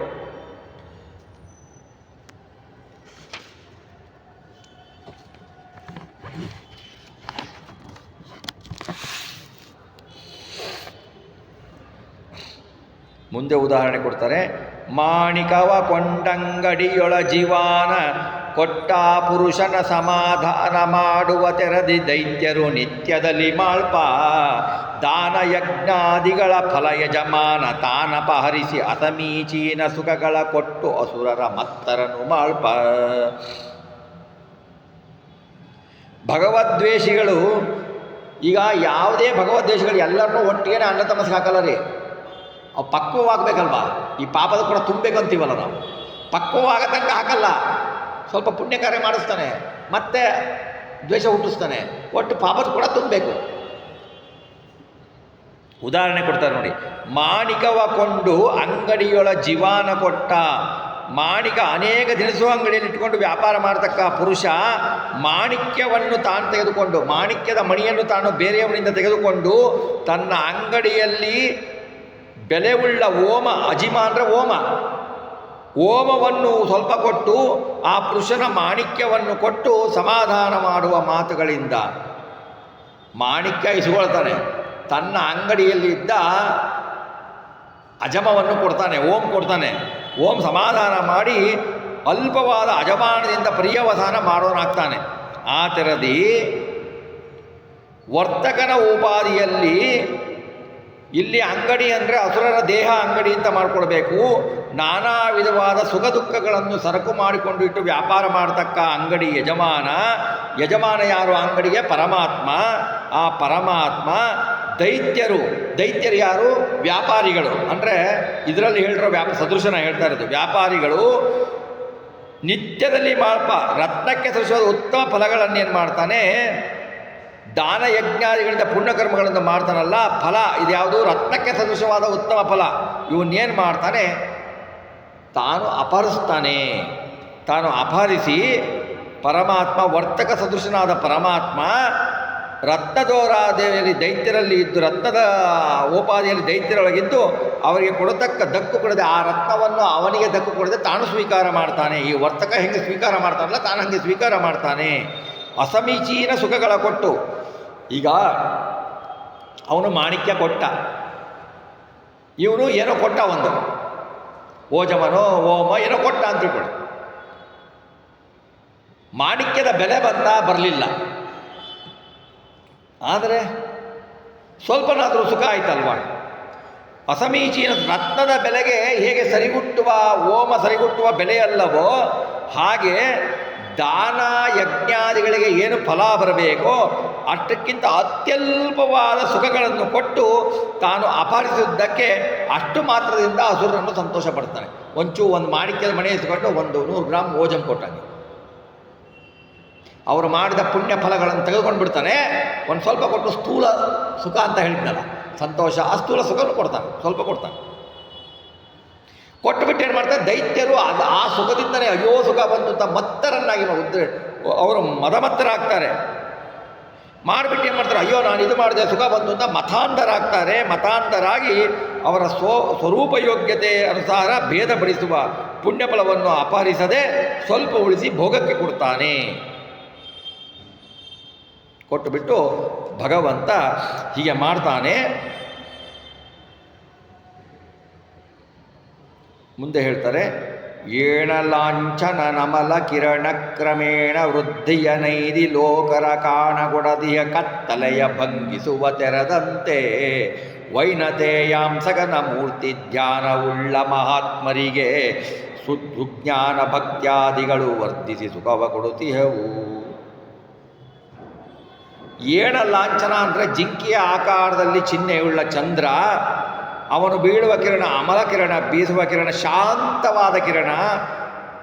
ಶುಕ್ಲ ಪಕ್ಷದ ಪ್ರತಿದಾರಭ್ಯ ಪೌರ್ಣಿಮಾ ದಿನದವರೆಗೂ ದಿನಕ್ರಮೇಣ ವೃದ್ಧಿಯಾಗತ್ತಲ್ವ, ಪಾಡ್ಯದಿಂದ ಹಿಡಿದು ಪೌರ್ಣಿಮಾ ತನಕ ವೃದ್ಧಿಯಾಗತ್ತೆ. ವೃದ್ಧಿಯಾಗುವ ನೈದಿ ಪೂರ್ಣಿಮ ದಿನದಲ್ಲಿ ಸಂಪೂರ್ಣ ತೇಜೋಮಯನಾಗ್ತಾನೆ. ತನ್ನ ಕಿರಣಗಳಿಂದ ಲೋಕರ ಕಾಣಗೊಡದಿಯ ಅವತ್ತೇನು ಮಾಡ್ತಾನೆ, ಪ್ರಾಣಿಗಳ ನೇತ್ರಕ್ಕೆ ಯಾವುದೇ ಕಾಣದೇ ಇರುವ ಕತ್ತಲೆಯನ್ನು ಭಂಗಿಸುವ ಪರಿಹಾರ ಮಾಡುವನಾಗ್ತಾನೆ. ಆ ಥರದಂತೆ ಮುಕ್ತಿಯೋಗ್ಯರಲ್ಲಿ ವಿನುತಾದೇವಿ ಪುತ್ರನಾದ ಗರುಡ, ವೈನತೆಯ ಅಂದರೆ ಗರುಡ ದೇವರ ಅಂಸಗನ ಅಂದರೆ ವಾಹನ ಮಾಡ್ಕೊಳ್ತಾನೆ. ವಾಹನನಾಗಿ ಉಳ್ಳ ಶ್ರೀಮನ್ನಾರಾಯಣ ಯಾರು ಅಸಂಪ್ರಜ್ಞಾತ ಸಮಾಧಿಯಲ್ಲಿ ಬಿಂಬನ ಸ್ವರೂಪದಲ್ಲಿ ಬಹಿದೃಷ್ಟಿಯಲ್ಲಿ ತನ್ನ ಹೃದಯಾಕಾಶದಲ್ಲಿ ಪರಮಾತ್ಮನನ್ನೇ ಅಸಂಪ್ರಜ್ಞಾತ ಸಮಾಧಿಯಲ್ಲಿ ಧ್ಯಾನಿಸ್ತಾ ಇರ್ತಾರೋ ಅವರನ್ನು ನೋಡಿ ಬಿಂಬನ ಸ್ವರೂಪದಲ್ಲಿ ಲಿಂಗಭಂಗವಾಗುವವರೆಗೂ ಸ್ವರೂಪದಿಂದ ಈ ಉಪಾಸನಾ ಸ್ವರೂಪದಲ್ಲಿ ಮಾಡಿಸ್ತಾ ಇರ್ತಾನೆ ಕ್ರಿಯೆಗಳನ್ನು. ಆ ಉತ್ತಮರಲ್ಲಿ ಆ ಕ್ರಿಯೆಗಳನ್ನು ಮಾಡಿಸ್ತಾ ಇರ್ತಾನೆ. ಎಲ್ಲಿ ತನಕ ಅಂದರೆ ಲಿಂಗಭಂಗವಾಗುವ ತನಕ ಮಾಡಿಸ್ತಾ ಇರ್ತಾನೆ. ಇಂತಹ ಜ್ಞಾನಸ್ವರೂಪನಾದ ಮಹಾತ್ಮನಾದ ಭಗವದ್ಭಕ್ತರಿಗೆ ಒಳ್ಳೆಯ ಜ್ಞಾನವನ್ನು ಕೊಡ್ತಾನೆ. ಹರಿಸರ್ವೋತ್ತಮ, ವಾಯುಜೀವೋತ್ತಮ, ತಾರತಮ್ಯ, ಪಂಚಭೇದ ಸತ್ಯ ಎಂಬುದನ್ನು ಸುಜ್ಞಾನವನ್ನು ಕೊಡ್ತಾನೆ. ಭಕ್ತ್ಯಾದಿಗಳನ್ನು ಅಂಧಕಾರವೇ ಬಾಹ್ಯ ಪ್ರತಿಮೆಗದ ಅಜ್ಞಾನ ಅಂಧಕಾರವನ್ನು ನಾಶ ಮಾಡಿಬಿಟ್ಟು ಒಳ್ಳೆಯ ಸುಭಕ್ತಿಯನ್ನು ಕೊಡ್ತಾನೆ. ಕೊಟ್ಟುಬಿಟ್ಟು ಏನು ಮಾಡ್ತಾನೆ, ಸುಖವ ಕೊಡುತ್ತೀಯವು. ಚಂದ್ರನ ಬೆಳದಿಂಗಳು ಹೇಗೆ ಎಲ್ಲರಿಗೂ ಸುಖವನ್ನು ಕೊಡುತ್ತೋ ಹಾಗೆ ಭಗವಂತನು ಸುಖವನ್ನು ಕೊಡ್ತಾನೆ. ಭಗವದ್ವೇಷಿಗಳಿಗೆ ಕೃಷ್ಣ ಪಕ್ಷದಲ್ಲಿ ಅಮಾವಾಸ್ಯೆಯಲ್ಲಿ ಹೇಗೆ ಕತ್ತಲೆ ಬರುತ್ತೋ ಹಾಗೆ ಎಲ್ಲೆಲ್ಲೂ ಅಂಧಕಾರಗಳೇ ಕಾಣುತ್ತೆ, ಸುಖವು ಸಿಗುವುದಿಲ್ಲ ಅನ್ನುವುದರೊಂದಿಗೆ ಈ ದತ್ತ ಸ್ವಾತಂತ್ರ್ಯದ ಚಿಂತನೆಯನ್ನು, ಇವತ್ತಿನ ಚಿಂತನೆಯನ್ನು ಜಗನ್ನಾಥ ದಾಸರಂತರ್ಗತ, ರಾಘವೇಂದ್ರ ಸ್ವಾಮಿಗಳಂತರ್ಗತ, ಭಾರತೀಯ ಮುಖ್ಯ ಪ್ರಾಣ ಅಂತರ್ಗತ ಲಕ್ಷ್ಮೀನಾರಾಯಣನಿಗೆ ಅರ್ಪಿಸೋಣ. ಶ್ರೀಕೃಷ್ಣಾರ್ಪಣ ಮಸ್ತು.